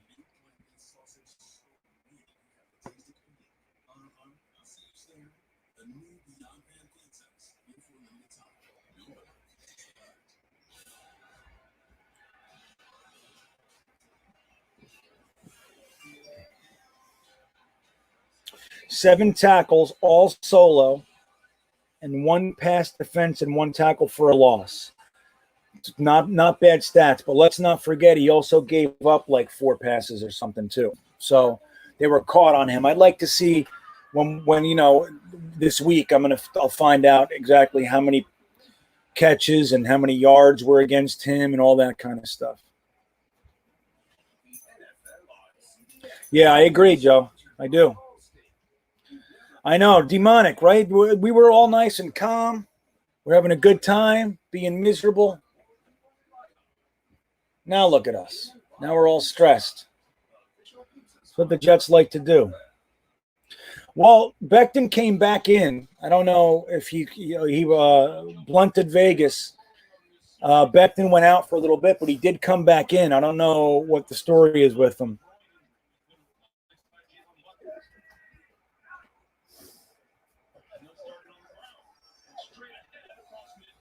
Dude, what's with San Diego? They really do collapse in the fourth. It's like, I can't even believe it. It was 34-6 or something, wasn't it? What the fuck is going on over there?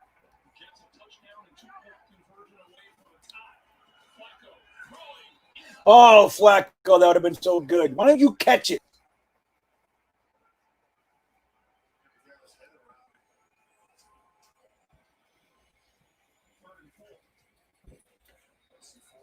All right, guys, I don't know what happened. Cleveland beat, so it's 34-26 with 2:26 remaining third down and 4. That's where I am. I'm not even looking at your comments right now to see what happened. Let's see. Flacco back to pass. Oh, sacked. Joey Bosa. What was that? There's a flag. Chuma Edoga just hurt himself. See that? Look at his ankle. He hurt himself running after the guy with the ball. Do you see that? He came up lame.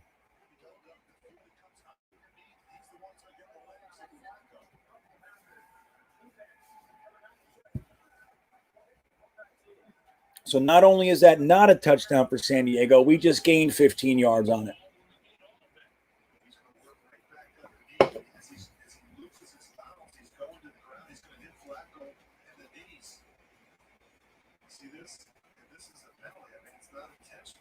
Yes, it is intentional, you moron. He wrapped his arm around the back of his leg.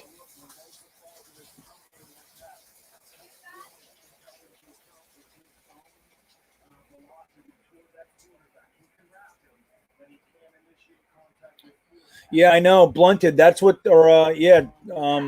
what? Yeah, that's the thing because we don't have it slanted. It's funny. We just moved it all back and it pours on us. So, Brian Gonzalez, earlier in the game, I'm sure you know this, but we were talking about it. Joey Bosa was on Becton.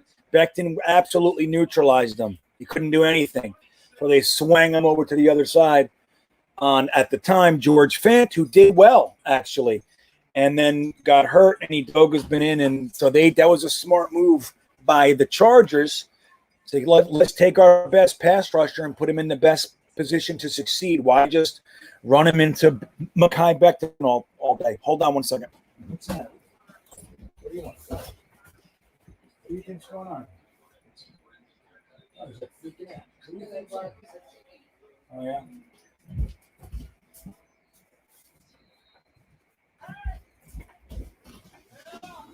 Yeah. So that was a smart move. And that's what good coaches do. They put their guys in the best position to succeed. Shobis, close that.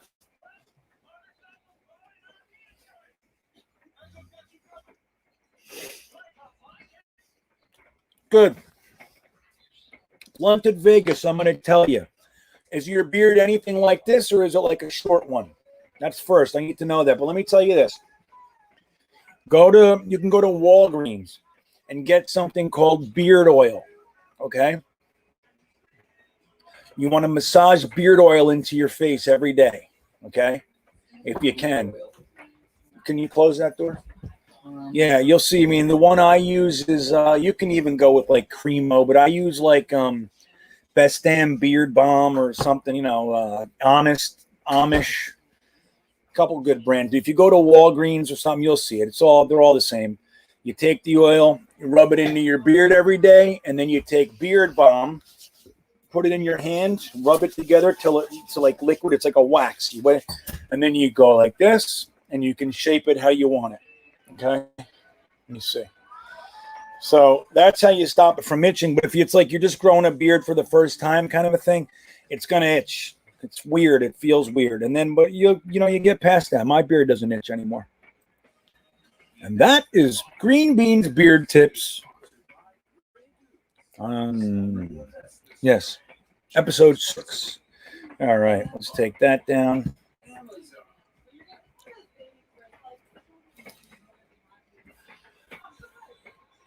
Those of you who expected to see 60 Minutes, you're watching the NFL on CBS. Our game between the Jets and Chargers. Greg Ball, Rich Gannon, JP Leach, Steratore is 34.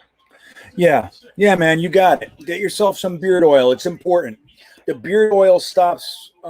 It's all for your skin. The beard balm is for the shaping.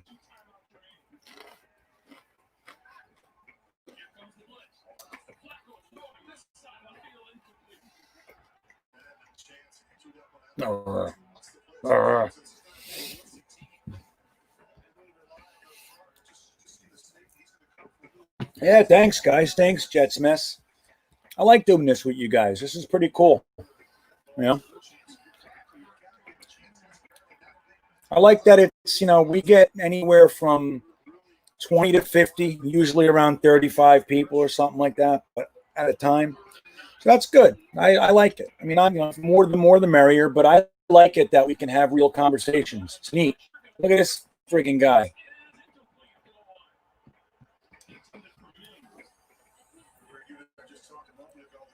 You know what's funny with Mims too? I don't think that Greg Tarr. No, man, it's it's not a motor oil, man. It's beard oil. Before I leave, don't go anywhere, Vegas. I'll grab my bottle. I'll show it to you. I could do a little. What do you call that? What do you call that? Just display? No. Demonstration. That's what I was thinking. If you want. But you know what's funny about Denzel Mims? Not funny, but like this guy is 4.38 speed in his 40, and in truth, he actually plays faster than his 40 time a lot of the time. So we haven't even seen his full speed because his hamstrings were a huge problem this year, as you guys know. I mean, he was out half the year because of both of his hamstrings. So there's thought that he hasn't even really put on the Jets yet. He can't. He's still tight. I mean, he's good enough to play, but he's not the full Denzel Mims that we can expect when he has a whole offseason in the training program and all that kind of stuff and a season of NFL behind him. We're going to end up seeing very, very realistically somebody that's even better than what we're seeing now. Oh, my God. At least Flacco knows, man, this is the guy to throw it to. You see that? Denzel Mims is earning number 1 receiver status with the quarterback.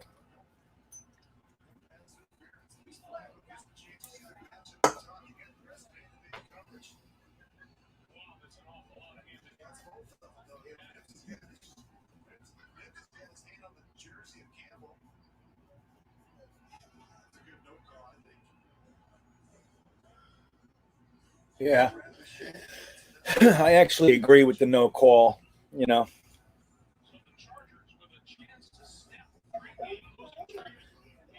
Flacco just threw a bomb to Mims right on if he caught it, it would have been right on the 1 yard line and potentially rolled into the touchdown, but it was really good coverage, very aggressive coverage, a lot of hands.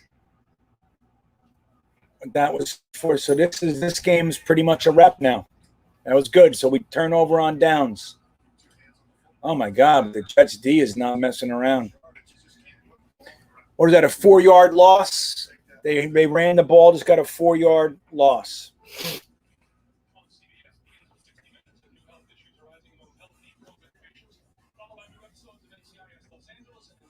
Right, Brian. I agree. Jets turnover on downs, right? So anyway, Mims is, we're not even seeing the full Mims yet. That's what's great. This guy was, honestly, man, he was like my 3rd or 4th receiver in the whole draft. The fact that like Ayuk and Rieger were taken before him is a Van Jefferson. It's a travesty. Excuse me. He's better than those guys. He's going to be better. I don't say I don't like those guys, especially Ayuk. I like him. I like Van Jefferson, too. That was a great receiver class last year, man. I got to tell you, that was a really good one. I liked a lot of those guys. Look at Jordan Jenkins. You know, it's funny when you get into a game, you can clearly see there's a difference in effort today with guys like Henry Anderson, Jordan Jenkins, Neville Hewitt. There's a different level of intensity than in a lot of other games. You can see they're taking the day off. They're playing, but they're not playing hard. Jordan Jenkins looks different today than he did the rest of the whole year. What's up with that? You know what I mean? That's how you know these guys are scrubs. Guys like Jordan Jenkins. That's why Douglas gave him a 1-year contract. He thought he was going to go out there and get $10 million a year off his 8 sacks. Look at that. Ashton Davis. He thought he was going to go out there and get $10 million a year for 4 years. He had no offers.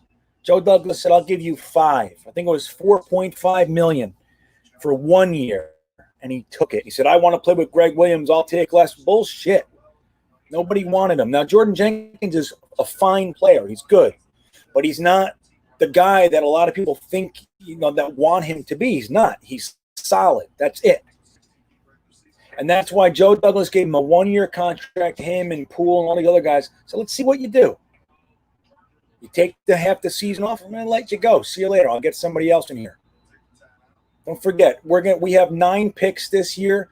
We can probably generate 2 or 3 more if we move around a little bit. So that's, 11, 12 picks. They're going to be relatively decent because Joe Douglas knows what the hell he's doing. We have the 9. Well, how many picks did we have last year? 7, 8, 9, right? Did we have 9 picks? Yeah. So that's 18 new players. Plus, he has more money in it than anybody in free agency, except then maybe I forget who it is. Jaguars, probably. So we have the ability to flip this entire roster and get all these guys who don't want to work their ass off to be better off the team. Take it. Go. Jamal Adams, get the hell out of here. You don't want to be here. Goodbye. Guys like Harvey Lange are staying unless he gets offered more money somewhere else. Oh, I like Justin Jefferson too. He was my favorite one. He was my favorite one. Really, for me, it was Judy, Lamb, Justin Jefferson, Mims, and Chenault. Look at this. Safety.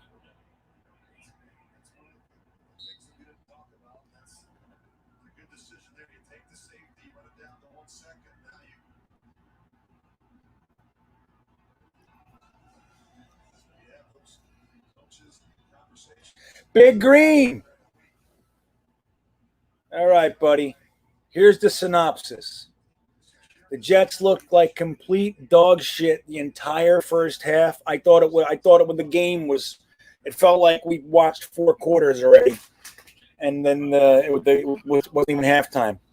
Jets came out second half. Denzel Mims took over the game. I don't know how many receptions he has, but it's a lot. It's the most he's ever had. He also drew 2 pass interference penalties. At the half, Joe Flacco had 3 completions for 8 attempts for 30 yards or whatever. He had a 9.4 quarterback rating. 9.4. You heard me right. So anyway, we made this a game, and we're still losing. We're going to lose this one. 28-34, Jets. Well, Jets 28, Chargers 34. And they're about to kick off to the Jets with 1 second left. So we have a shot.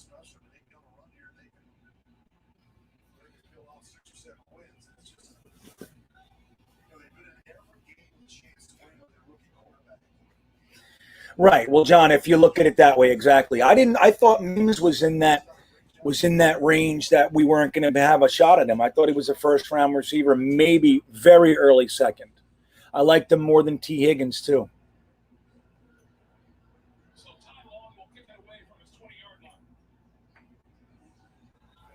Let's watch this.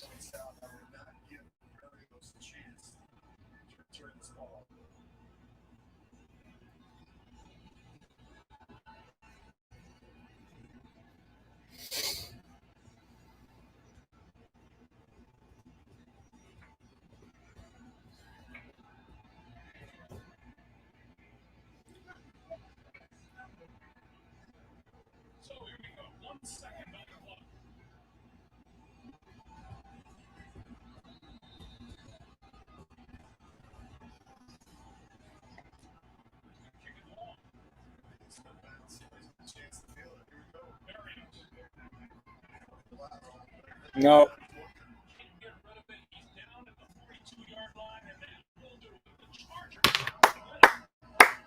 10 down, 6 to go. 10 down, 6 to go. Thank you, Joe Corsello. Well, we did it, guys. We actually ended up seeing a pretty decent game in the second half there. The first half was atrocious, but they did make a game out of it that was at least some fun. A little bit stressful. We got a little too close there. Denzel Mims looked great. Bryce Hall looked like we have something there. I wish we would have seen Jabari Zuniga and Bryce Huff, but they were non-factors. It seemed like they may not have even made it on the field. But Becton, he got hurt again today, came back in. So I don't know what that was all about, but he's a monster. George Fant got hurt. That's a bummer. Braden Mann still looks good. Denzel Mims is the story of the day for me. Lamical Perine had a touchdown. Frank Gore had his first touchdown as a Jet. So all in all, a decent day, an interesting game. Lamar Jackson needs work. Like I said, I don't think he should be out there yet. I mean, I'm excited to see him, but he's starting way too early. You know what I mean? In his career, he's a project. So it's really unfortunate for him because this is the kind of thing that a team could just give up on somebody when he should be on like the practice squad right now, you know? So who else did we have? Ashton Davis had some plays, got burned a little bit early. I didn't see Javelin Guidry. I think Arthur Mollett played, and Guidry didn't. So that was that. But look, thank you, John, Thor, Joe, everybody. Blunted. You know, I really do appreciate Scotty and Dark Demonik, E-Rock, all you guys. I'm really happy that you guys were here. I enjoy doing this with you, and I'm glad that we're developing a little crew, man. You know, this is good. We're starting to know each other a little bit. This is super cool. Robert Keys, I'm really glad that you made it. I hope to see you next week. Thank you. Don't forget, guys, like, subscribe if you like this video on YouTube or Facebook. It would be really cool. And also, if you go to my Instagram, Green Being the Jets Fan, or Twitter, Being the Jets Fan, it would be great if you can give me a follow. I add stuff every day on Instagram, and I'm just kind of ramping up the Twitter. I don't really know where I'm going with that, but I'm trying. I'm going to have my third way too early mock coming out this week with a video attached. I'll put it on Instagram and I'll make a video about it. I already did my Sam Darnold, support Sam Darnold mock. I already did my grab Trevor Lawrence mock. And this one is going to be a third option that I think a lot of you will at least see what's possible. And hey, I'm just having a little fun. I don't necessarily lean one way or the other or anything. I'm not saying that, but we're just having some fun with these simulators. But I'll put that out this week. And guys, thank you. I love being here with you. And I'm glad the Jets lost. Like Holton said, 10 down, 6 to go, everybody. Have a good night.